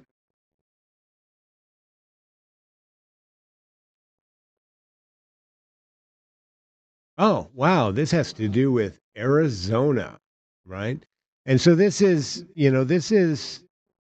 these are Arizona judicial officials. Aaron Nash, he used to be, I think, the guy who ran the communication systems for the Arizona judicial branch of government. And then Dave Byers, he's the chief administrator for the entirety of the Arizona court system, updating the American Bar Association on the disinformation task force in the state of Arizona, right? And so here's Dave Byers telling them that, oh, yeah, we're gathering email addresses and phone numbers to compile contact lists, to distribute messages in the event of a disinformation attack involving the judicial system. Well, Right. what even is a disinformation attack on the judicial system? Is it the Russian disinformation that Susan Spalding was preaching? But that's exactly it. What they Right. claim is that Russia is going to propagate disinformation that's going to cause the American people to lose confidence in the judiciary and put us into a constitutional crisis. Uh-huh. But if you look down towards the bottom where you've highlighted there, Brian, it says hacking democracy, elections, and beyond. So Right. they show their hand. They cannot help it. No Right. matter what they do, it always comes back to elections. And this task force was created well before the 2020 It election. was created in 2019. Right. With the explicit purpose of, as it says right there, hacking democracy, elections, and beyond, of being able to, CISA, remember, Susan Spalding's Mhm. spawn of a little devil beast government agency, was focused on gaining control of our state election apparatus and infrastructure, and educating our courts and our judges about the perils of Russian disinformation and how the Russians were going to try to destabilize U.S. democracy by claiming election fraud and other things. So basically, we became spawns of the Russians, right? We were Russian propagandists in their eyes. This was all about the 2020 election and concealing what happened in the 2020 election from Before the it people of the state of happened. Arizona. Right. Before it actually happened. And- They and had I- foresight, right? And I've said this many times before, right?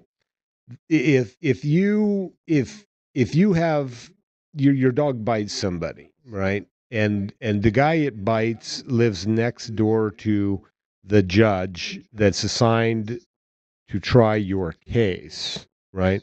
And then the guy your dog bit goes over and has dinner with the judge and talks to him, right?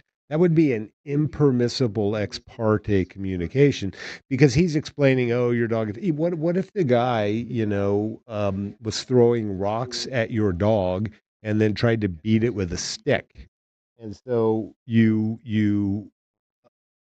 your dog bites it, right? Right. But he positions it a completely different manner and says, "Oh no, I was just out, mowing my yard, and this dog ran up into my yard and bit me." Right Well, then, and even better, if you use this model, he right, went to the judge and said, he just came up to me and bit me while I was right, watering my yard, but I know he's going to come to you next week and he's going to tell you I was throwing rocks. right, That's absolutely not right. true. Yeah, Russia is going to lie and say I threw rocks, right? right, I mean, so uh-huh, it's even worse than predisposing them to bias right. in that they're pre-giving these judges the exact Yes, scenarios ahead of time, claiming that 100%. Russia made the story up. Right, 100%. And so these people are experts, right? They're experts in national security, right? They know, but they can't tell us how they know, because they would have to kill us, right? Right. These are the spies, the spooks, the national intelligence agencies going to our courts and saying, "Oh, this is going to happen." Right. But who's there to challenge it? And our courts, the thing I love about American justice is Lady Liberty, right? She's standing there with empty scales. What are they doing? They're filling a scale. Right.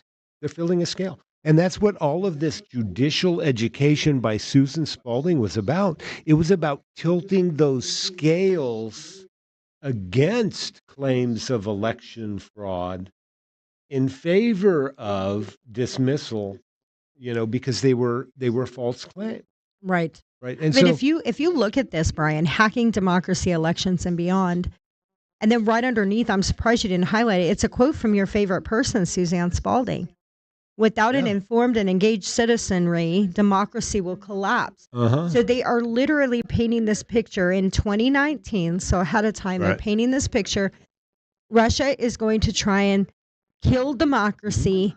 The whole system is going to collapse. We're going to go into a constitutional crisis. right, And then post 2020 immediately releases something very similar, Beyond the Kremlin, right, right? uh-huh, Which is kind of the sequel right. to hacking democracy, elections, and Yeah. beyond. And the interesting thing about this is you have all of these big national security attorneys playing these roles in the background of our judicial system of government through the back door.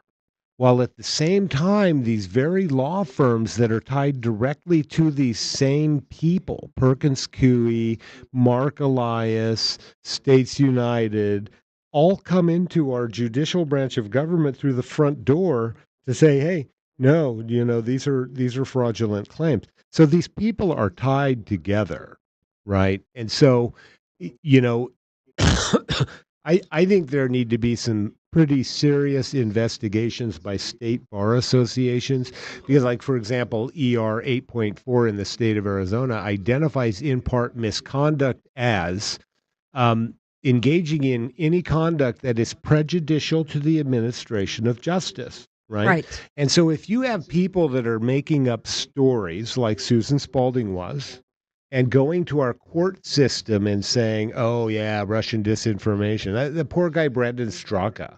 Susan Spalding should be disbarred in every state of the United States of America, even if she's not licensed there, because she lied about that poor man. And Yes, she she worked did. to destroy his life, Mhm. to push this Russia propaganda on our judiciary in such a way as to prejudice the administration of justice. Right?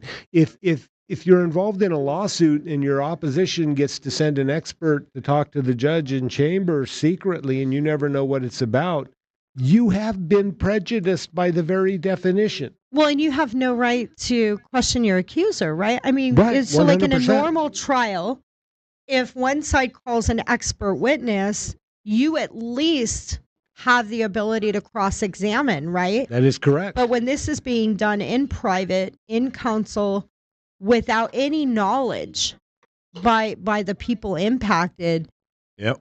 you have no right to cross-examination, no right to face your accuser, no right to defend yourself against false allegations. Yeah, 100%.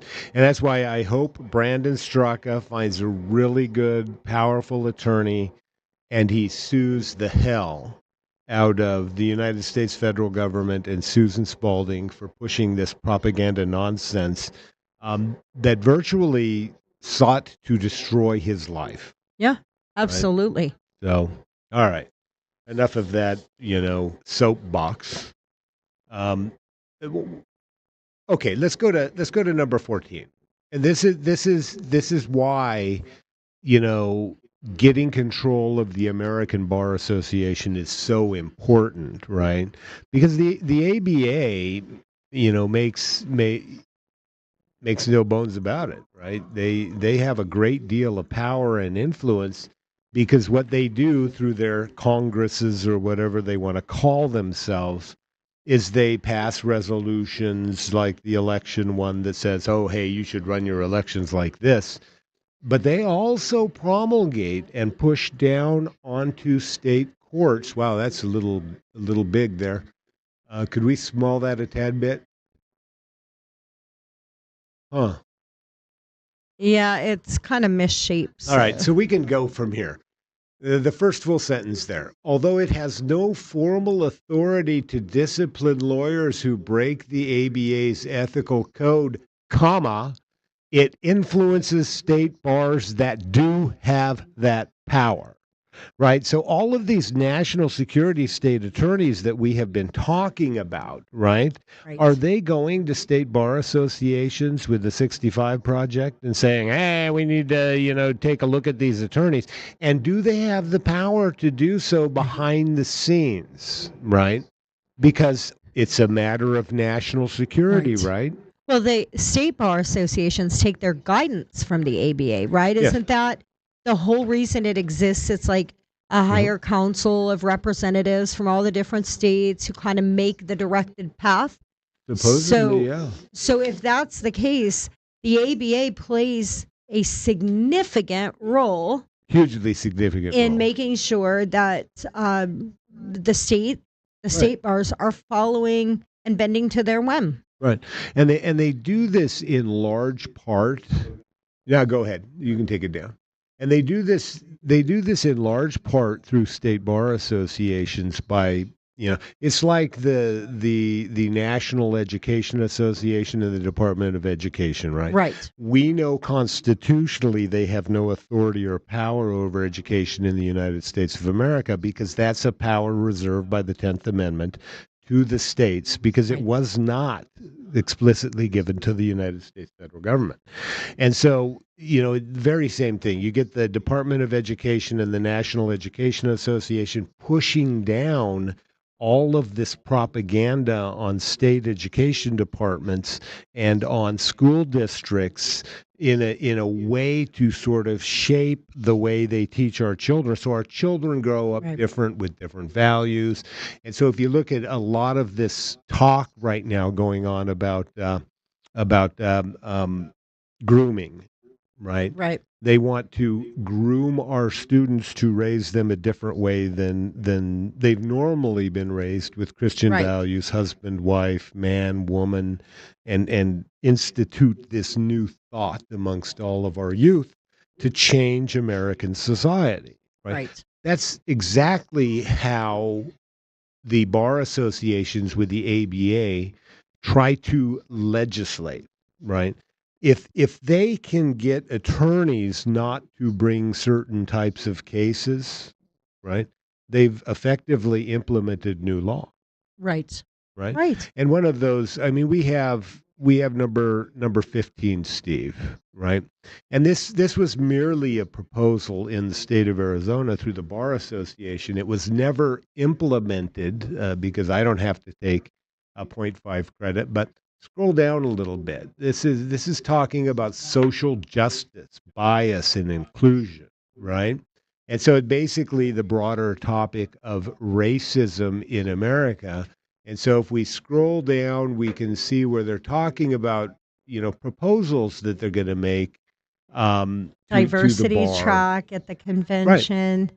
Convention seminar on bias and racism. Yeah, and so if you scroll down further, they're talking about potentially making it, okay, right there. Noted that a petition is ready for the Rules Review Committee analysis dash 0.5 ethics credit on mandatory implicit bias training. Right? That would be you sitting there for half an hour to get your 0.5 credit listening to somebody tell you how you are racist or how you are biased in some way, shape, or form so that you can, alter your behavior more in line with what the state bar is And looking for. how would that impact certain potential citizens or clients that are looking for an attorney in an issue that may involve racism? You might get a lot of attorneys who say, I don't want to touch that because I know the state bar's position on this. They require me to take half an ethics credit on this very subject, right? And it's just like if you go to a CLE, right? And you can pull it down, Steve. You go to a CLE, a continuing legal education seminar, and all of the people selected to present in that CLE announce themselves as, well, yeah, I go by him, he, right? Or I go by she, her, or I go by him, her. Or they, them. Or they, them, right? You get everybody announcing, they're basically sexualizing the profession, right? I don't really give a damn what your sex is. I don't, what your professed gender is, whatever you choose. But what are you teaching young attorneys? Right. Right. You're teaching young attorneys that all of these powerful people giving this CLE are making this are making these highly sexualized statements. Do you, if you're a young, hungry attorney looking for cases, do you take those cases or do you turn them away? This is one way that you can, just like with our school children, that you can sort of educate certain cases out of existence. Right. Right. And then through that mechanism, modify behavior by changing lawyer behavior. And that's why I've said many, many, many times, right? My favorite two legal words are but and however. There are always multiple sides to an issue. If you eliminate all of your opponents on a given issue, you've just made law. Right. Right? Because there will be no legal challenges. There will be nothing with regards to If a citizen the can't level find an stand. attorney to take their Right. case, I mean, we're finding more and more people are having Yeah. to try and file pro se, but Right. I mean, especially when you're going up against a governmental agency or Yeah. something like that, I mean, it's not something the average citizen is really equipped and prepared to do, and Right. they're being denied representation. Right. And so, that's, to me, that's a huge problem because, you know, wh- if you represent yourself in a court of law, the standard in Arizona and I believe all of the other 49 states in the United States is that if you are a pro se litigant, you're held to the standard of a lawyer, Right. right? Whether you have a fifth grade education or not, you are held to the standard of a lawyer. And that's really the only way to effectively do it. Because if you have a judge trying to hold somebody's hand through litigation, that's that's the judge Right. sort of possibly tilting the scale. So Right. how else do you do it other than you know getting the bar associations, getting whether it be the ABA or the state bar associations out of all of this political Right. nonsense. They need to Right. unhandcuff the attorneys. Yeah. And allow the attorneys to represent the people. Right. Right. I mean, they're really perverting your profession, Brian. Yeah. They really Yeah, are. becoming bureaucrat. So, Yeah, Steve. I just wanted to bring up that this is not the only way that the judicial system is being weaponized against us. There have been many cases where county attorneys, and it's almost like they're taking marching orders, but they are telling people who are wanting to do what's right in a county's board of supervisors Right. that they will not represent them, that they may actually have to be forced to file charges against them, Mhm. that they may be arrested if they do something that they don't advise them to do. Mhm. These different attorneys that are overseeing, like, say, a legislature, a board of supervisors, if we just happen to accidentally elect some good guys into those Mhm. offices, their legislative counsel or their legal counsel, I'm sorry, threaten them if they try to do what's right in most cases. Yeah, and we've They seen. lead them down the wrong path, and they protect the status quo. And we've seen that in Cochise County. We've seen that in Mojave County. Yeah. Right? Absolutely. Mojave County was talking about doing hand counts. And then we get Mark Elias send his nasty threat letter. And we get, God, who's that AG in Arizona? Chris Mays. We get Mays send her Chris nasty threat Mays. letter. I'll send you to jail and make you spend all of your retirement Yep. funds on a lawyer to defend against criminal charges if you dare do anything with respect to hand counts. Even though hand counts are, as we talked about earlier, explicitly allowed by Arizona law. Absolutely. And so this is their way to keep this machine churning, right? Mhm. Because that's the only way to harvest ballots. So, Right. so yeah, that's absolutely correct, Steve. We've seen that quite a bit. And Yeah. that's another way to influence the elected officials. Right. And so let's sort of, we've talked about this censorship through the bar associations, through the judiciary, but let's take a look at number 16, Steve. This is an interesting CIS email, right? And it involves the Department of Homeland Security. And right here, see, we can see that highlights, DHS, which stands for Department of Homeland Security, cannot openly endorse the portal, but has behind the scenes signaled that NASED has told them it would be easier for many states to have one reporting channel, and CISA and the ISAC would like to have incoming the same time that platforms do. So what they're talking about here is the Center for Internet Security that we talked about before, with Right. 99.8% of its funding from the Department of Homeland Security, Right. setting up a censorship portal where government representatives can send social media posts With to a have focus censorship. on Facebook, Twitter, and Google. Right. And so this is, right, if there's any more evidence that CIS is operating as a government institution, there can be no more better evidence than this. We don't endorse this, but we think this needs to happen. And so Right. the Behind people the we're going to scenes, fund we can it are going to influence do it. everybody. Right. Right? That, Right. I mean, that's what they're saying, right? What 100%. And so a lot of these big ABA lawyers are playing a role in this, right? Right. This has got Susan Spalding written all over it. And so, this is part and parcel of the problem, is we had the national security state try to hijack our speech. They hijacked our elections, and they hijacked our state and federal judiciaries in such a way that would give them undue influence behind the scenes with respect to the issue of our election, right? And that's why go ahead. That's why I've been so vocal about this issue, because justice is near and dear to my heart, just as free and fair elections are, right? The people Right. have the right to elect whomever they want, whether it be Donald Trump or Joe Biden. And when the national security state has the power to influence the outcome of our elections through these machinations that they've been engaged in with censoring our speech and influencing our judiciary, then that's problematic, because we are no longer a constitutional republic at that point.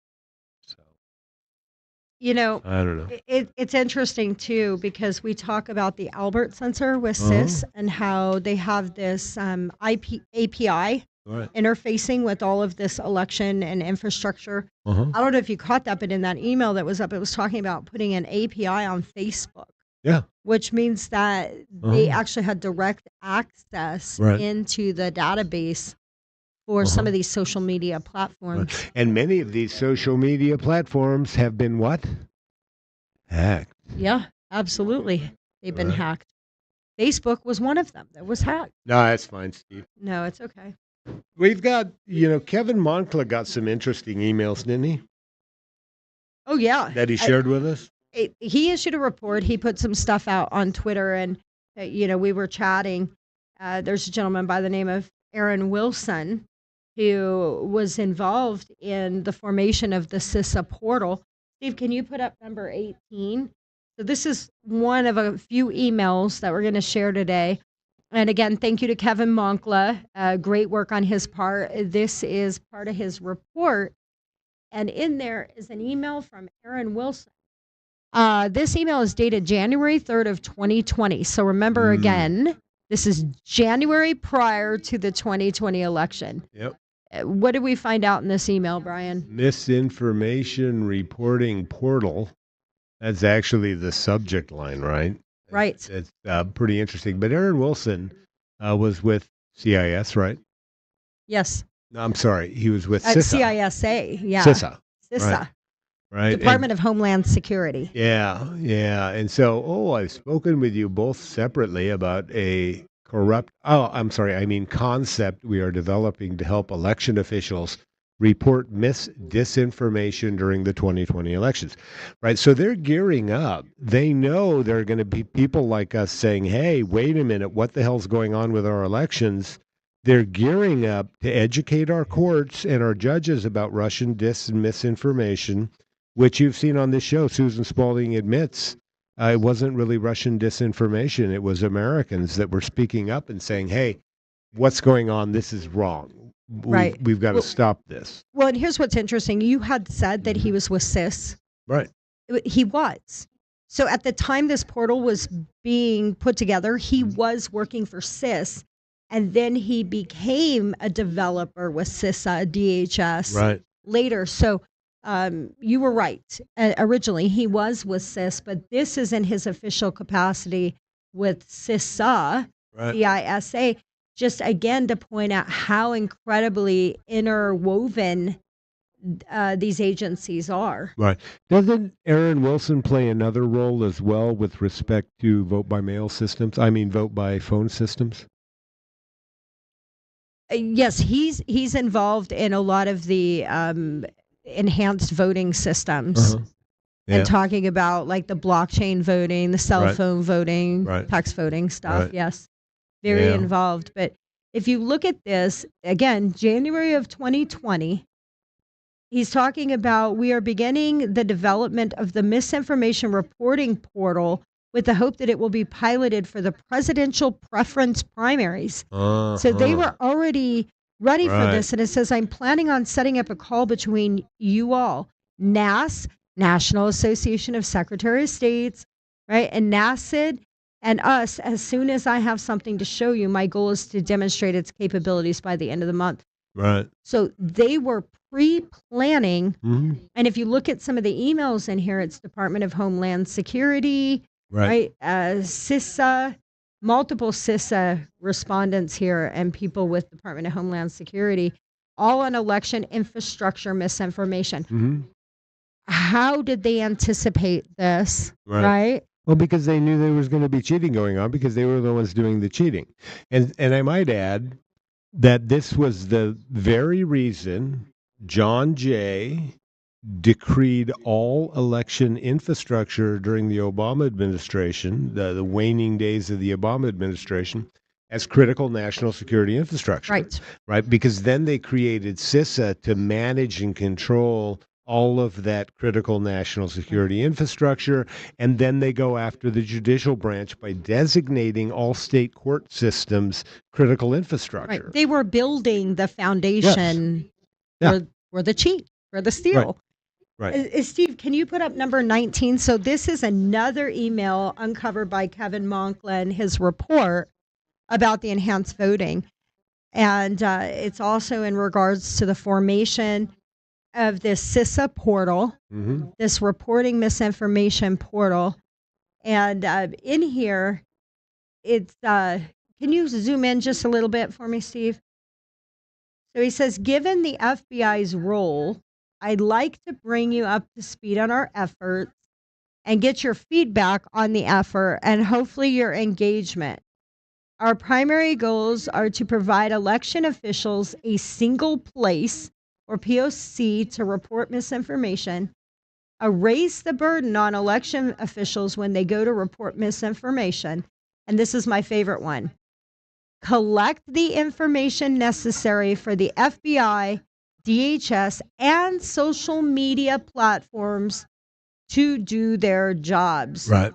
What job should social media platforms be doing when it comes to censorship and our government? Brian? Eradicating us. Oh, Removing okay. us, bouncing us from Twitter, bouncing us from Facebook, Facebook jail. By God! But the more important question is the FBI and the Department of Homeland Security do their job, right? Is that so they can come out and do background investigations on you, so that they can prepare to detain and arrest you for being a Russian spy or a terrorist or whatever they want to label you. Right, and that's Right. just it, right? He's saying we want to make sure we get Mhm. this stuff to the FBI, DHS. And notice they're doing it all with and I quote, our partners Right. at the National Association of Secretary of State, National Association of State Election Directors, and DHS. Isn't it funny that they label them partners when they implicitly, by order of the National Security Agency, decreed them national security critical infrastructure and thereby took them over? They're not partners, Right. right? The partners are the people running the systems at the state and local levels, like Katie Hobbs. Right. Right. They're partners. The partners that are willing to censor their opponent's speech, like Katie Hobbs, I'm guessing, did with her opponent in the 2022 gubernatorial election, right? Right. Carrie Lake. And so how is it that you can have free and fair elections when you have this national security state that's very anti one political organization, working with one political organization that they want to win? Right. And if you look don't at have free and fair election.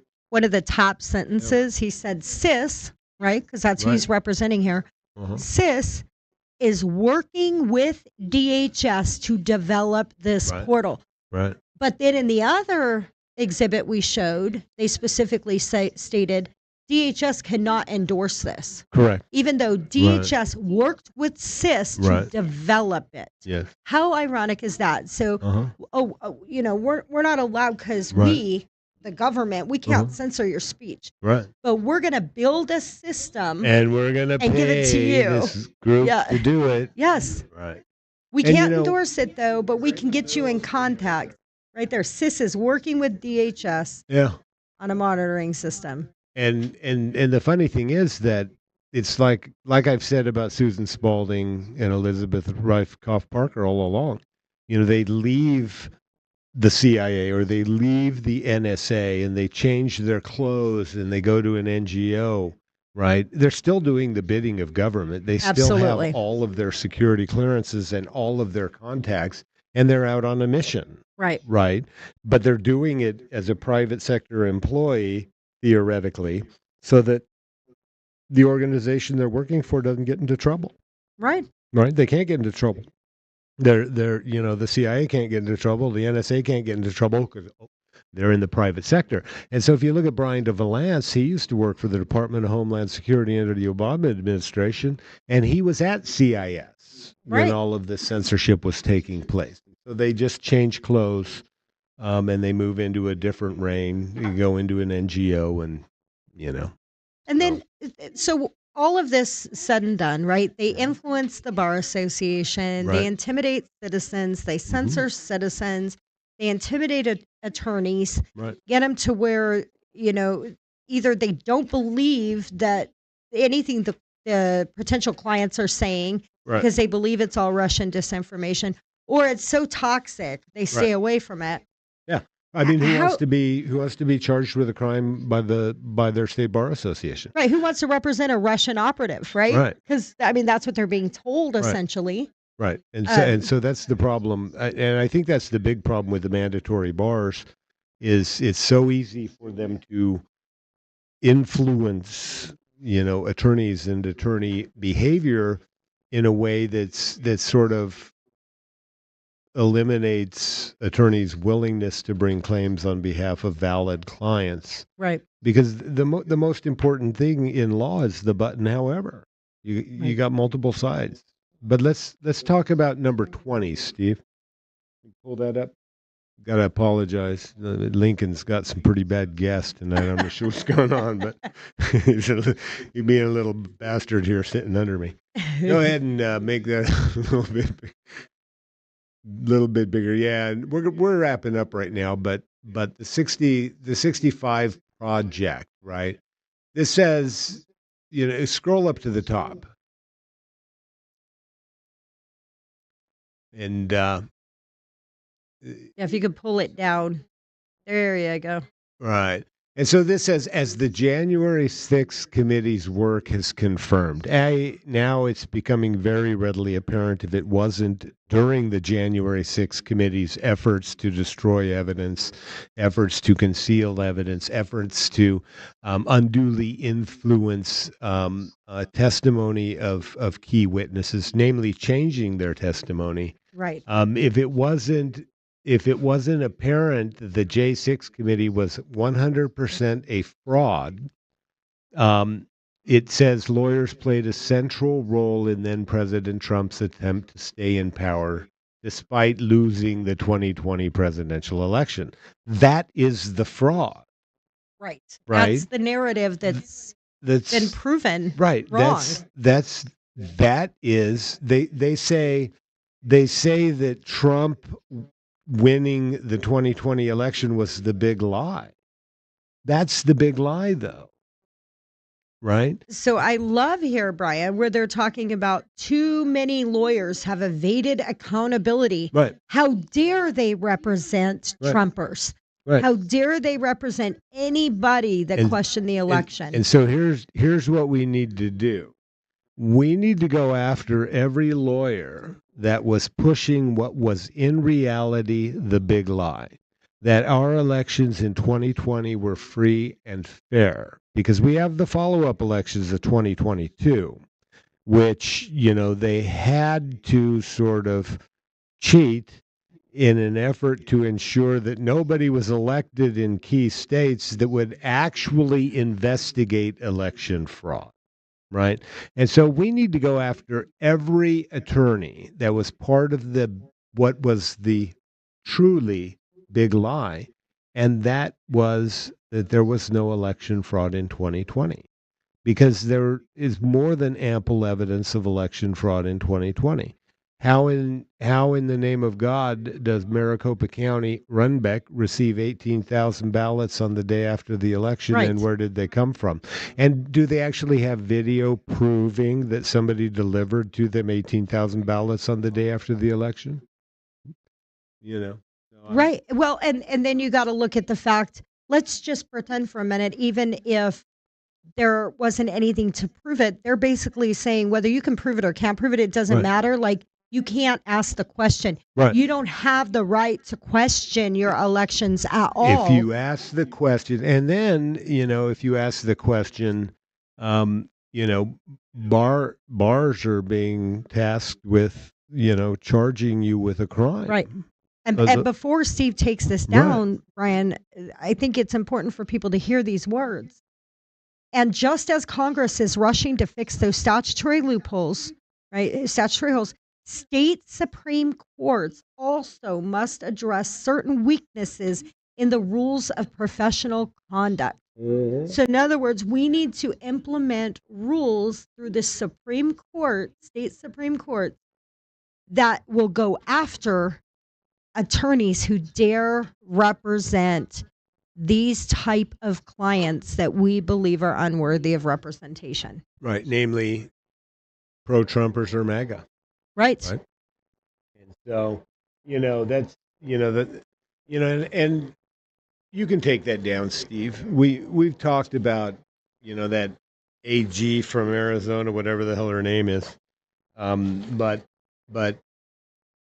I welcome her challenge against the executive order. Trump's getting ready to issue an executive order on elections, right? Right. And it will include provisions that eliminate this wide-scale, rampant, all-or-nothing mail-in voting that takes place. And I welcome her challenge. Spend the people of Arizona's hard-earned tax dollars suing the Trump administration so that we can bring this to light, right? Because what's a lawsuit going to do? And It brings discovery, doesn't it, Brian? brings discovery. Yes, it does. But it also brings public attention to the issue. And that was, I got to say, that was the greatest victory we had during the Lake v. Hobbs litigation, is the entire nation was watching what happened in Lake v. Hobbs, right? People were tuned into what was happening in their elections and what the allegations were. And so that litigation was unprecedented. It lasted for 2 years. we've traveled and we've gone to other states Yeah. and other places and talked to people, sometimes just randomly, sometimes Right. other people in the election integrity space, but not always. And anytime the Kerry Lake trials come up, everybody knows about it. And it's Right. wonderful because, well, it's kind of fun to be able to be like, yeah, we were part of that Right. work, right? Because it's a moment where we were able to showcase for Right. the world Yeah. some flaws in our election system that I don't think many people had on their radar. Right. And the funny thing about it is election challenges happen fast, Yes. right? What we would be able to show today, right? What we would be able to show if we were actually allowed to get most of the documents would blow people's socks Absolutely. off 100%. But election challenges happen so fast and you're not allowed discovery. The only thing you're allowed to see are the actual ballots, which is how we learned that there was probably malware inserted onto the printers or through the e-poll books, the electronic poll books Right. that would print out these off-size ballots that couldn't be printed because they knew on election day that it was going to be primarily Republicans who wanted to vote on election day and who wanted their vote to be tabulated at the vote center that were going to vote. And by jacking the printing system and the tabulation system, they would create long lines and it would be chaos on election day. I've never seen an election like that before in my life. Well, but we got to think about what the end game there was as well. Yeah. Was it just to have fraud perpetrated in that election?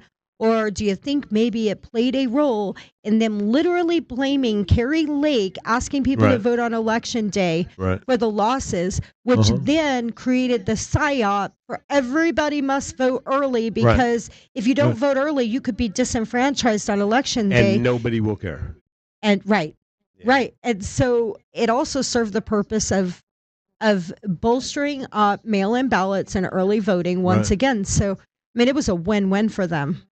Totally, 100%. And unfortunately, it was a loss On our side. for voters and Yep. and for free and fair elections. Absolutely. Right? And now we have, Adrian Fontes seeking to CISA the entirety of Arizona elections, and to allow foreign overseas voting via cell phone. Can you see any problems with that, Shelby? I see more problems than I can think of. The Yeah. good news is I believe this is going to be Yeah. litigated as well. I'm sure it will. And be. and I'm sure that's in the works. yeah, it is Yeah. already in the works. So Yeah. we'll watch and see Yeah. how that plays out. Yeah. But it's dangerous. And if we think we have an attorney general and a governor that's going to stand in the gap Right. for us, they're not. No. So our only option here is either litigation or legislative intervention. I mean, that is And- literally all we have. Well, I mean, we only have litigation because realistically, legislative intervention, Republicans, the numbers are close, and the Democrats are not going to suddenly jump on board with the Republicans and say we need to ditch this idea because they're on the same side as Adrian Right. Fontes. Well, and let's just face it, there's some Republicans that aren't Right. going to jump on board No, to fix it either. definitely So, I mean, not. this is definitely I mean, a bipartisan yeah, problem that we have in Right. getting Right. to where we need to be in our elections. right, and then if it doesn't get the votes it needs to overcome a veto, then Hobbs is just going to veto it anyway, right? Absolutely. So I like the idea, the concept of litigation because it will expose the evidence to the people. Right. Right. The people will be able then to see the legal arguments. They'll be able to see the rationale behind it. They'll be able to see the experts testify. They'll be able to see the actual evidence. Right. Right. And so let's have it. Yeah. Any So- final words? Yeah. I mean, the only thing I want to add to that is I look forward to seeing what litigation comes out against the APM, the EPM. I know that the Arizona Republican Party is looking at some litigation. Yeah. Maricopa County Republican Committee is looking at some litigation. I believe that the legislature may be potentially looking at litigation along with some other independent election integrity organizations. So Right. it'll be interesting to see how this all plays out and dissects. But I hope that we can count on our judiciary and our Right. courts to actually, uphold the fact that Adrian Fontes cannot write law. Right. And with that being said, just stay vigilant. We look forward to seeing you next week. We're going to be talking about and focused on mail-in ballots. And watch what's taking place in our courts with respect to our elections, because this is the but and the however I've been talking about, because they haven't been able to silence us. The people will be able to watch that debate unfold. Absolutely. Peace.